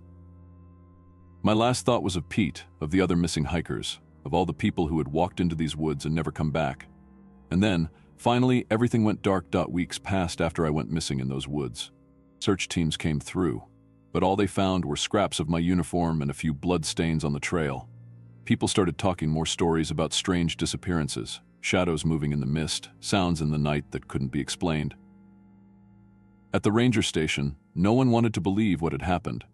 They told themselves I'd just gotten lost, that maybe I'd slipped and fallen somewhere deep in the forest. But deep down, everyone felt the same chill. They knew something wasn't right. The Smoky Mountains weren't safe anymore. Rumors spread fast. Hikers stayed away, and even the locals, people who'd spent their lives in those mountains, began to avoid the deep woods. There were whispers of an old legend, a creature that roamed the forest, taking anyone who wandered too far, dragging them into the mist, never to be seen again. Some said it was a spirit of the forest. Others thought it was a monster older than any story they'd heard. But no one really knew.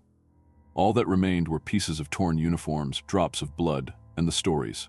Stories about those who'd gone into the mist and never came back. The mountains grew quieter, and an uneasy feeling settled over the people. They knew the forest held secrets, and that some things weren't meant to be understood.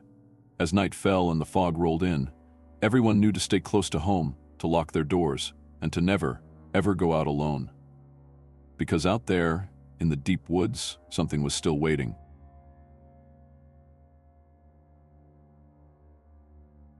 They called it the Bloody River for a reason. I'd heard stories since I was a kid, but nothing could have prepared me for what I'd find. Back in 1944, when I was serving as a ranger, I was given orders to check out strange activity reported along the river. I didn't know what to expect, but I'd heard enough tales to keep my senses sharp and my nerves on edge. The river stretched far and wide, winding like a snake through the trees. It looked innocent enough at first, just water rushing over rocks, soft ripples in the moonlight.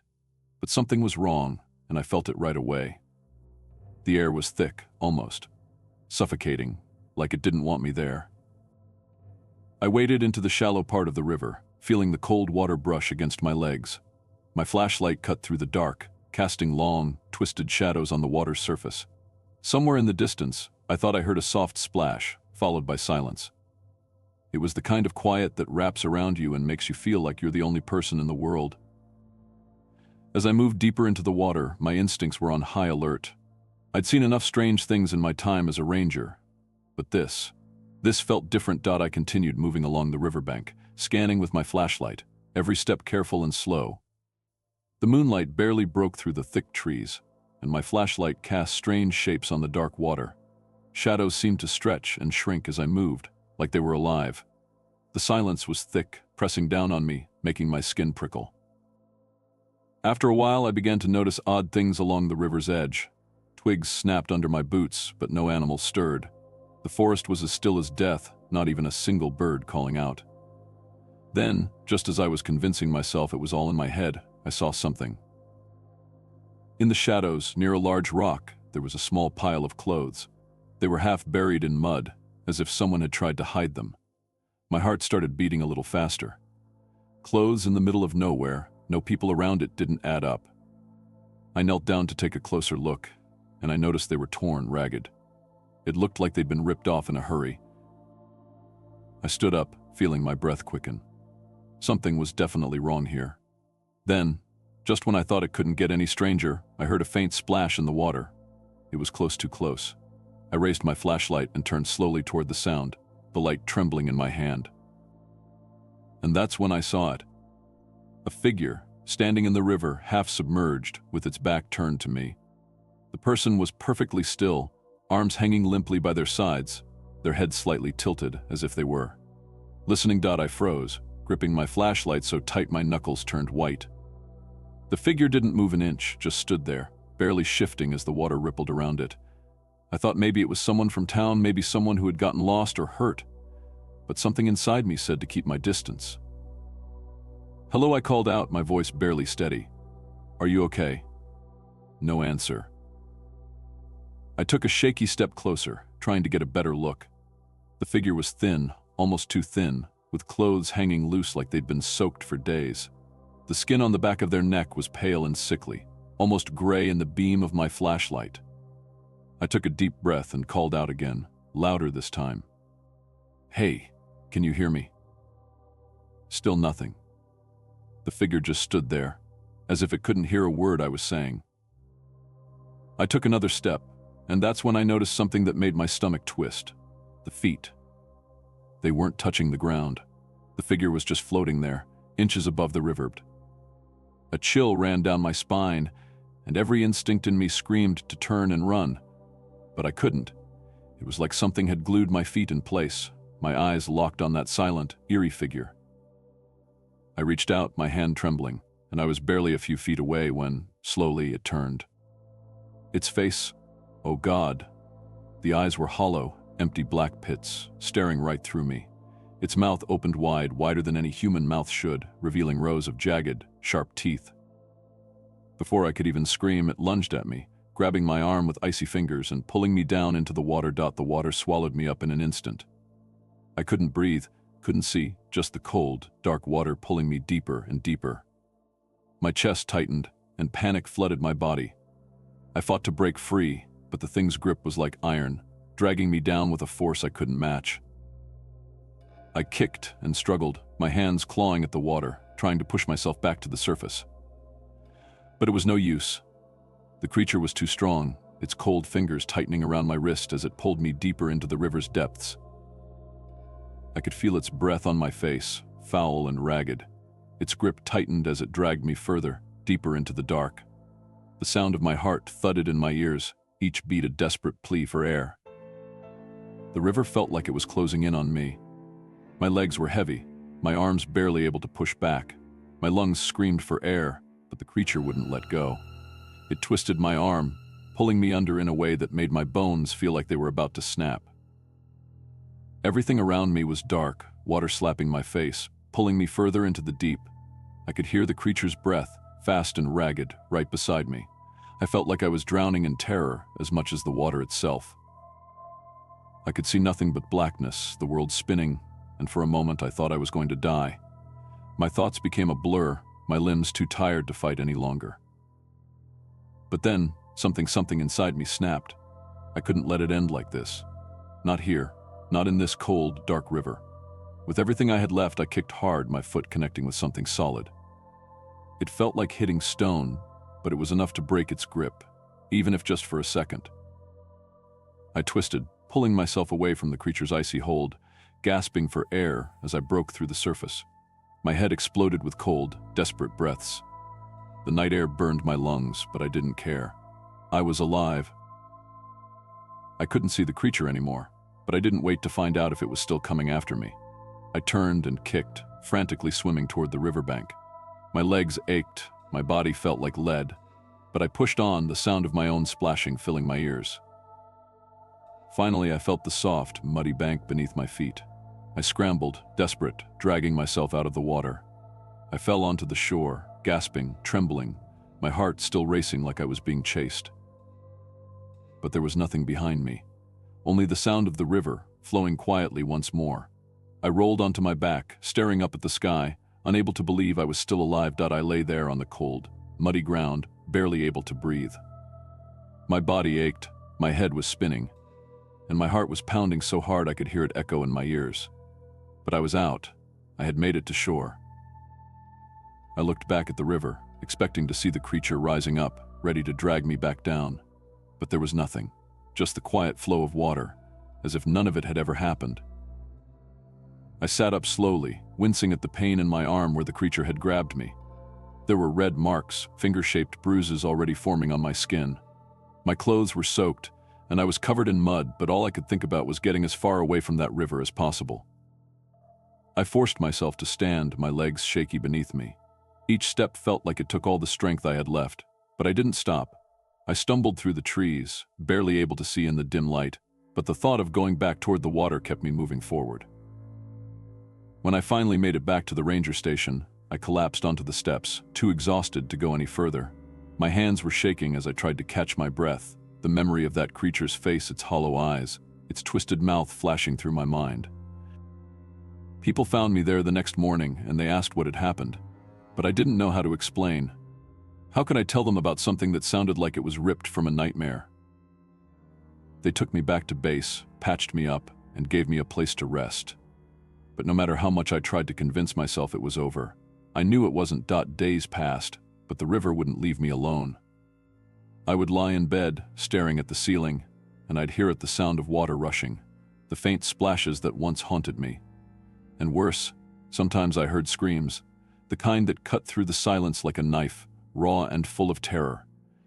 I tried telling myself it was just my mind playing tricks, that my tired brain was replaying the nightmare over and over, but deep down I knew it was more than that. They asked me to tell them what I saw, but I could barely bring myself to talk about it. How do you explain seeing something like that?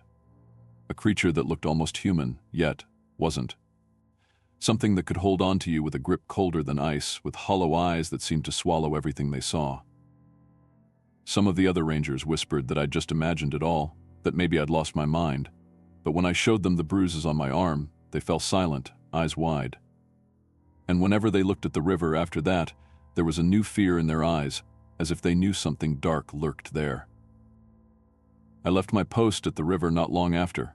Every time I got too close, I felt the pull of the water, the sense that something was watching, waiting.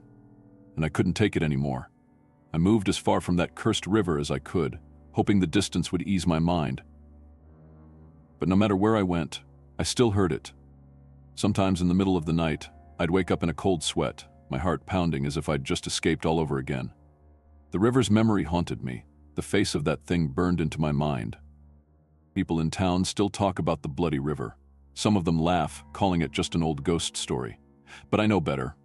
I know there's something dark, something hungry, lurking in that water, waiting for the next soul brave or foolish enough to wander too close. And though I managed to get away, part of me wonders if anyone truly ever escapes the bloody river.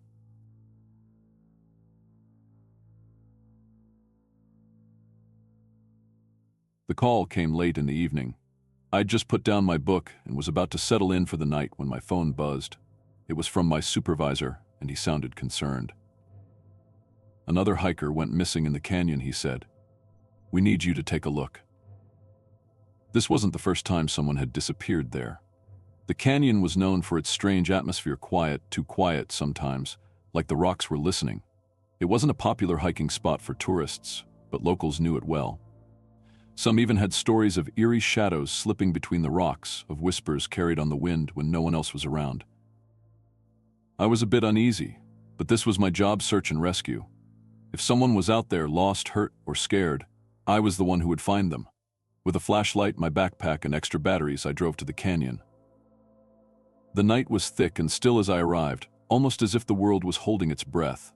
Moonlight cast long shadows over the canyon walls, making them look even taller and darker than usual. I had been there before, but tonight felt different. It felt off. As I walked in, the narrow path seemed to close in around me. The walls of the canyon rose high on both sides, rough and jagged, blocking out most of the moonlight. The air was still heavy and somehow colder than it should have been. I moved forward, calling out, "Hello? Is anyone there?" Nothing. Just the silence of the rocks and the distant echo of my own voice. But then, about 20 feet ahead, my flashlight caught something on the ground.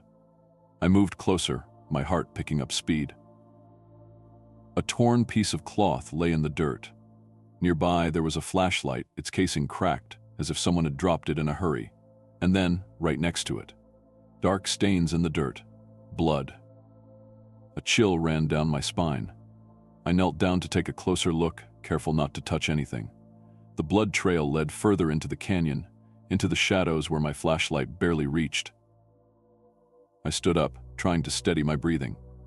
Part of me wanted to turn back, to call for more help. But I knew that whoever was out there might not have much time.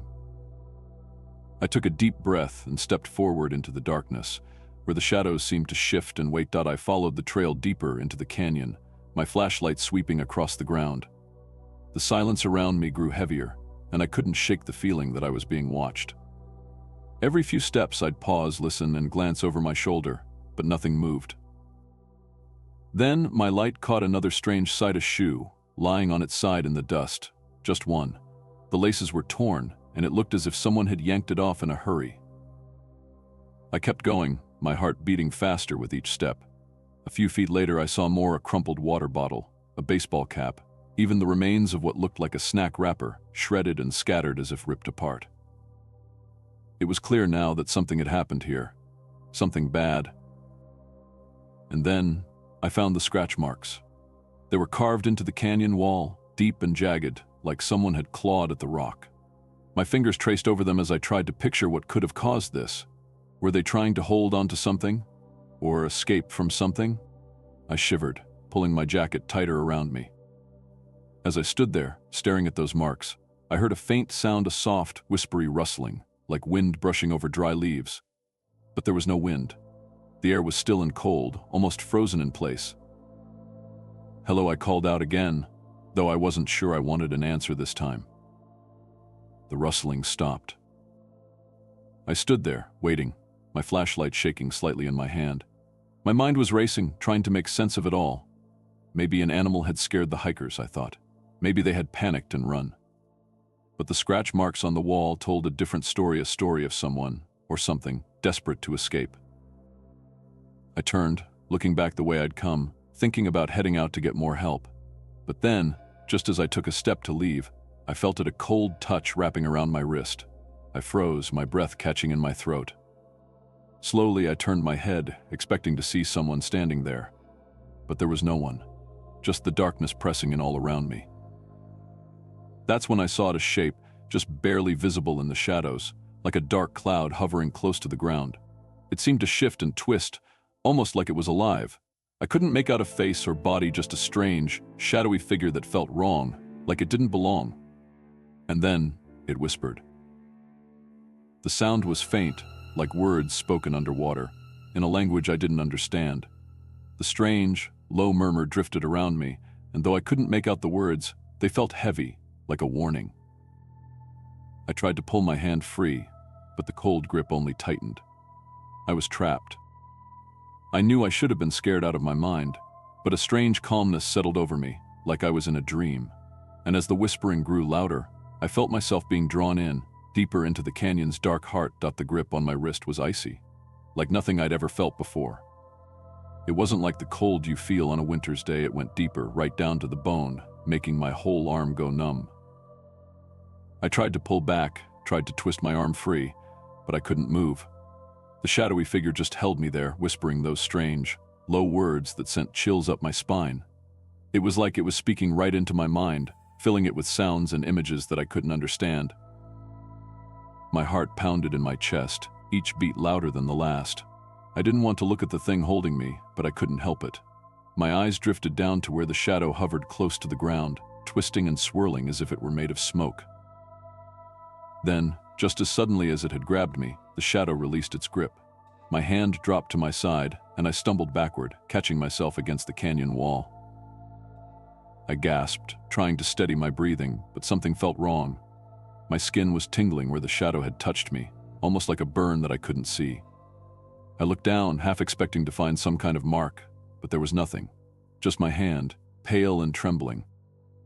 I stood there, frozen, as the shadow drifted back, slipping into the darkness. It moved smoothly, almost gliding over the ground, like it knew exactly where it was going. I could still hear its whispers, fading but lingering in the back of my mind, filling the quiet night. I didn't know what to do. Part of me wanted to run back, to leave the canyon and forget I'd ever come here. But another part of me felt drawn, like there was something pulling me forward, deeper into the shadows. Finally, I took a step, then another. Before I knew it, I was following the shadow, my flashlight lighting the way, but somehow not breaking through the darkness ahead. I knew I shouldn't go any further, but my feet kept moving. It was like I was walking in a dream, where everything felt strange but somehow made perfect sense. And somewhere, in the back of my mind, I could still hear that faint, haunting whisper, calling me forward. The darkness thickened around me as I moved deeper into the canyon. My flashlight barely seemed to make a dent in it anymore, the beam fading against the walls like it was being swallowed whole. My footsteps echoed softly, the only sound in the cold, still air. Ahead, I could see the shadowy figure moving slowly, leading me down the twisting path. Its shape shifted and swayed, never quite solid but always there, just a few steps ahead. It was like it wanted me to follow, like it was guiding me somewhere. And somehow, I couldn't stop myself from obeying. I started to notice more signs along the way: shredded scraps of cloth caught on rocks, a broken hiking pole, even a torn backpack lying half buried in the dirt. Each item seemed to tell the same story: someone had been here before, and they hadn't left by choice. But there was something strange. The closer I got to each of these things, the quieter it got. It was as if the canyon itself was absorbing all the sound, holding on to secrets it didn't want to share. And then, as I rounded a corner, I saw something that made me stop cold. A large stain on the ground, dark and dried. It wasn't fresh, but I knew immediately what it was. Blood, and a lot of it. A knot tightened in my stomach as I stared down at it, unable to look away. Whoever had been here, they hadn't just gotten lost or hurt. Something terrible had happened, and from the looks of it, they hadn't been alone. I was shaking now, the reality of it all settling over me. I knew I should leave, go back, call for help, but something inside me just wouldn't let me turn around. It was like I was caught in a spell, drawn deeper and deeper, like I had no control over my own body. Then I heard it again, that low, quiet whisper drifting through the canyon. Only this time it was different. It wasn't just a murmur. It was louder, closer, like it was right behind me. I spun around, my flashlight shaking in my hand. But there was nothing there, just the empty path behind me, stretching back toward the canyon entrance, which now felt like it was miles away. The whispering continued, soft but clear, filling the air around me. I still couldn't understand the words, but I could feel what they meant. They were calling me forward, into the darkness. I turned back, my feet moving on their own, following the shadow as it led me further into the canyon's depths. Part of me was terrified. Part of me wanted to scream. But another part, some strange, buried part of me, was calm, almost at peace. As I walked, I felt the coldness seep deeper into my skin, as if the canyon itself was reaching out to claim me. I don't know how long I kept walking, deeper and deeper into the canyon. It felt like hours, but the cold in my bones told me it hadn't been that long. Time didn't feel real anymore. My head was foggy, and my legs moved almost on their own. The shadow stayed close, always just ahead, its whispering never stopping. The sound of it felt like it was wrapping around me, growing louder with each step, until it was all I could hear. My flashlight began to flicker, the beam growing weaker, barely lighting up the ground in front of me. Then, my flashlight went out. I stopped, frozen in total darkness. My breath was shallow, the air thin and cold. I reached for my extra batteries, but my hands were trembling so badly that I dropped them. They scattered across the ground, and I heard them clink and roll away into the dark. I couldn't see a thing. I was completely alone. Or so I thought. The whispering returned, louder now, almost like a chant. It circled around me, pressing in from every side, filling the air with its strange, heavy words. I tried to run, but the ground felt like it was shifting under my feet. I stumbled, reaching out to steady myself, but my hand found nothing but empty air. Suddenly I felt that icy touch again, gripping my arm tight. I struggled, twisting and pulling, but it was no use. The grip held firm, dragging me forward, deeper into the darkness. My feet scraped against the rocks as I tried to fight, but the cold seeped into my skin, numbing me, making it harder and harder to move. I opened my mouth to scream, but no sound came out. Only the whispering filled the canyon, echoing against the walls, growing louder until it was all I could hear, drowning out everything else. And then, everything went quiet. I don't know what happened after that. I don't remember if I was awake or dreaming, if I was still in the canyon or somewhere else entirely. All I know is that I didn't leave. My body may be gone, but my spirit, my voice remains. They say that if you stand in the narrowest part of the canyon on a cold, quiet night, you can hear my screams, faint but clear, echoing through the cliffs. And if you listen closely, you'll hear the whispering, calling for someone new to follow, to enter the shadows, and never return.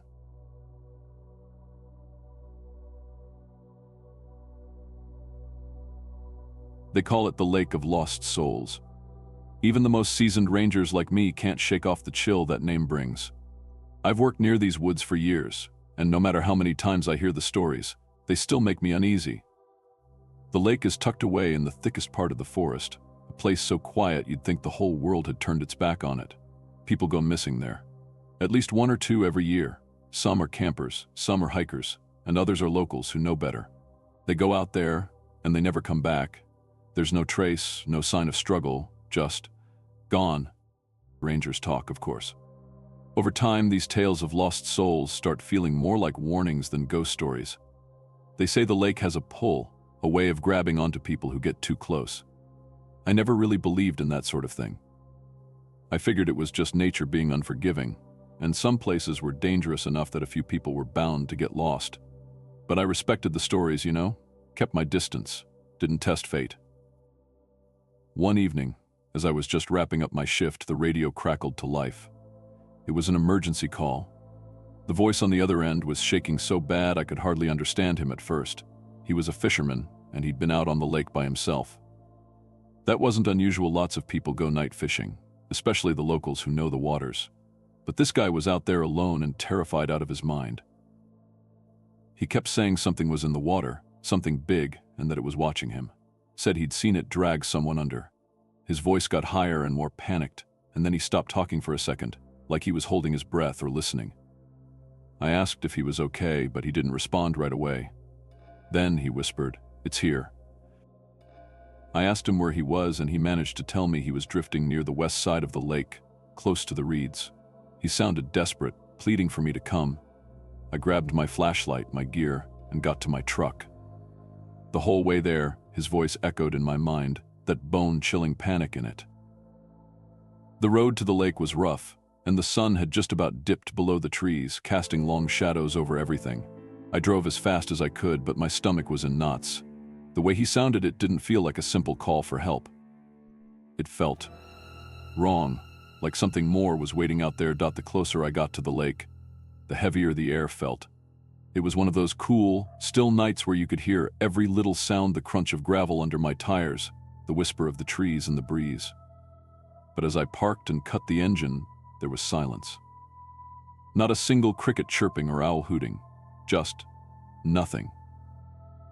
I scanned the water, searching for the fisherman's boat. At first, I didn't see anything but dark ripples stretching out into the mist. Then, a faint outline appeared near the reeds, just where he'd said. His boat was bobbing there, looking empty. My stomach tightened as I realized I couldn't see him anywhere. I called out, "Hello?" Anyone there, but only the quiet answered. I took a deep breath, grabbed my flashlight, and walked closer to the water's edge, trying to keep my nerves in check. Maybe he fell overboard, I told myself, even though deep down I knew something was off. I was no stranger to accidents or search and rescue missions, but this felt different, darker. When I reached the edge of the lake, I could finally see his boat up close. It was swaying gently, like someone had just been moving around on it. I shone my flashlight over the deck, and my heart skipped a beat. There, glistening in the dim light, was a pool of dark red, blood, enough to know that whatever happened here wasn't just a small accident.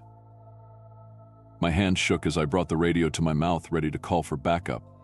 But something made me stop. It was this feeling like I was being watched, like there was something in the water just waiting. I've been a ranger long enough to trust my gut, and it was screaming at me to get out of there.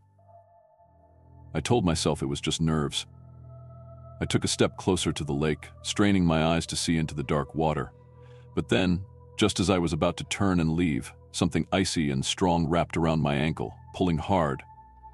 Before I could even scream, I was yanked off my feet, and everything went black. I hit the water hard, and the cold shocked me so bad I couldn't breathe. The lake was freezing, way colder than it should have been for that time of year.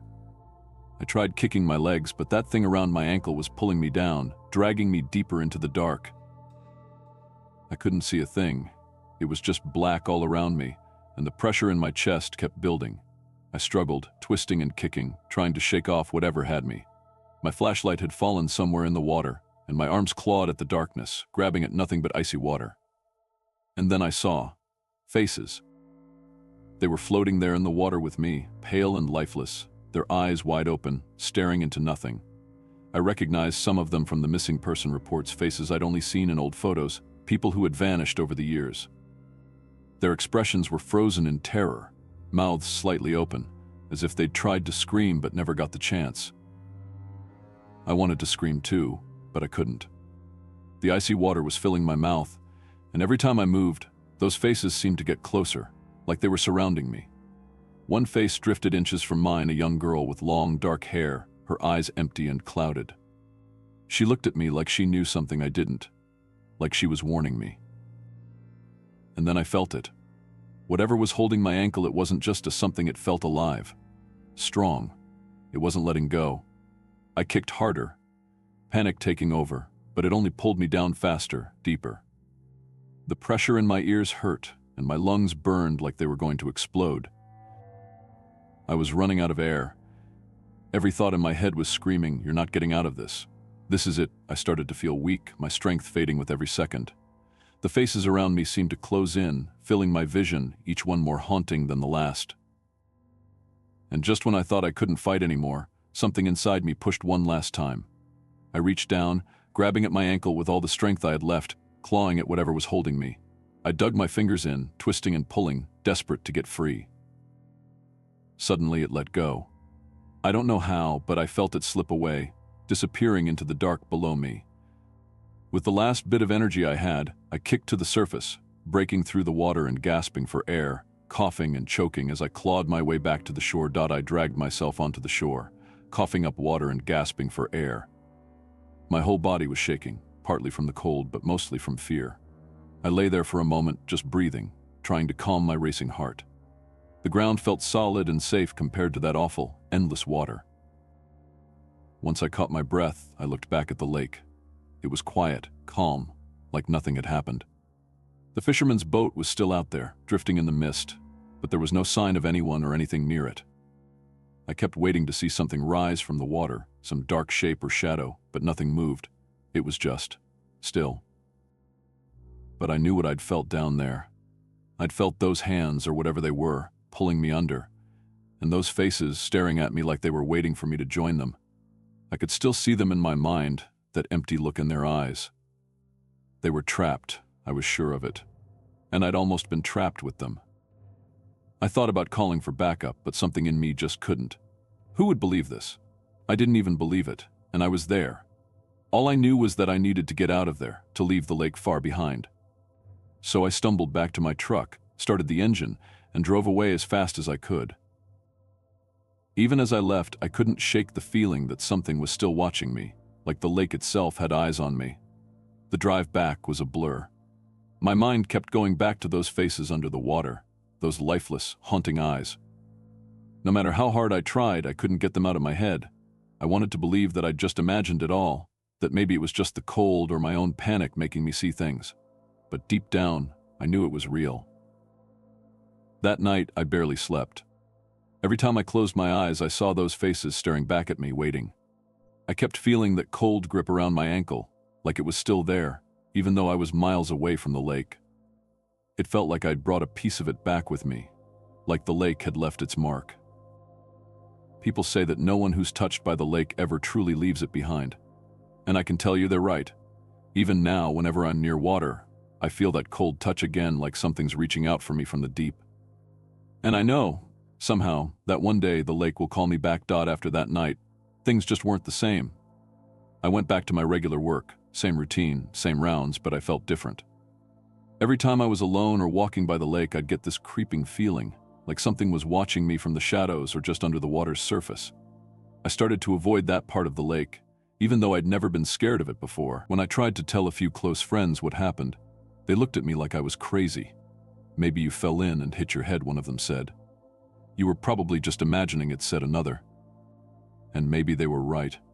I thought, could it really have all been in my head? But that wasn't the end of it. Strange things started happening, little things at first. I'd wake up at night with my ankle feeling cold and sore, almost like something was gripping it again. Once, I woke up gasping, feeling like I was drowning. It was like I was back in the lake, trapped in that cold, dark water, seeing those faces all around me. I couldn't shake the feeling that they were still there, waiting for me. Then, I started having these dreams. Every night, the same dream. I'd be standing by the lake, watching the water ripple under the moonlight. Slowly, those faces would start appearing on the surface, one by one, staring up at me with those empty eyes. They wouldn't say anything, but I could feel what they wanted. It was like they were calling to me, asking me to come back, to join them. The worst part was, it didn't feel like a nightmare. It felt like a memory. Like I was actually there, standing by the lake in the dead of night, feeling its pull. I'd wake up drenched in sweat, my heart pounding, that icy feeling still lingering around my ankle. I stopped sleeping well after that. I was too afraid of what I'd see in my dreams. People still go missing at the lake, you know. They always do. Sometimes when I hear about someone disappearing, I wonder if they're down there now, trapped like the ones I saw. And a part of me can't shake the feeling that one day the lake will come for me again. I escaped that night, but it feels like I left something behind. Or maybe the lake left something in me. So if you ever go to the Lake of Lost Souls, be careful. Keep your distance. And if you feel something cold wrapping around your ankle, don't look back. Just run. Because once the lake has its hold on you, it never really lets go. It's been a few years now since that night, but the lake still haunts me. I don't go out there anymore, even though my job sometimes takes me close. I make excuses, trade shifts, do whatever I can to avoid it. And people probably think I'm just being strange, but I don't care. I know what I saw, and I know what I felt. Once you've been touched by that lake, it's like a shadow that never leaves you. I still have the dreams sometimes. They're not as frequent, but they're just as real when they come. Every time it's the same thing. I'm back at the edge of the lake, in the dead of night, staring into that cold, dark water. I feel the pull, that deep tug that makes my heart pound and my skin crawl. Then, slowly, the faces rise up from the depths. Their eyes are hollow, lifeless, and they stare up at me, not saying a word but making me feel like they're waiting. It's as if they're all asking me the same silent question, why did you leave us? Sometimes I wonder if I'm supposed to go back, if I'm supposed to finish what the lake started that night. It's a ridiculous thought, I know, but it nags at me, like a tiny voice in the back of my mind, whispering, come back, come back. I try to shake it off, tell myself that it's just a bad memory, that the lake isn't some living thing with a grudge. But when I'm alone, especially at night, it doesn't feel like a memory. It feels real. And every so often I feel that cold, ghostly grip on my ankle, just for a second. Like a reminder. I'll look down, half expecting to see something wrapped around me, pulling me back. But of course, there's nothing there. At least nothing I can see. Sometimes on quiet nights I hear people whispering about the lake, telling their own stories about the disappearances. Some say it's cursed, others think it's haunted. And when I hear them talk, I want to warn them, to tell them everything I've seen. But I never do.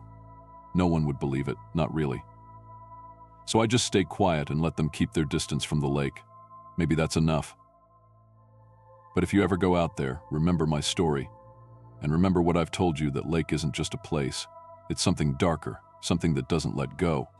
And if it ever calls to you, if you ever feel that pull, or see those faces in the water, don't ignore it. Don't go any closer. Because once it gets a hold of you, you're never really free. No matter how far you go, some part of you stays behind. And some part of it comes with you.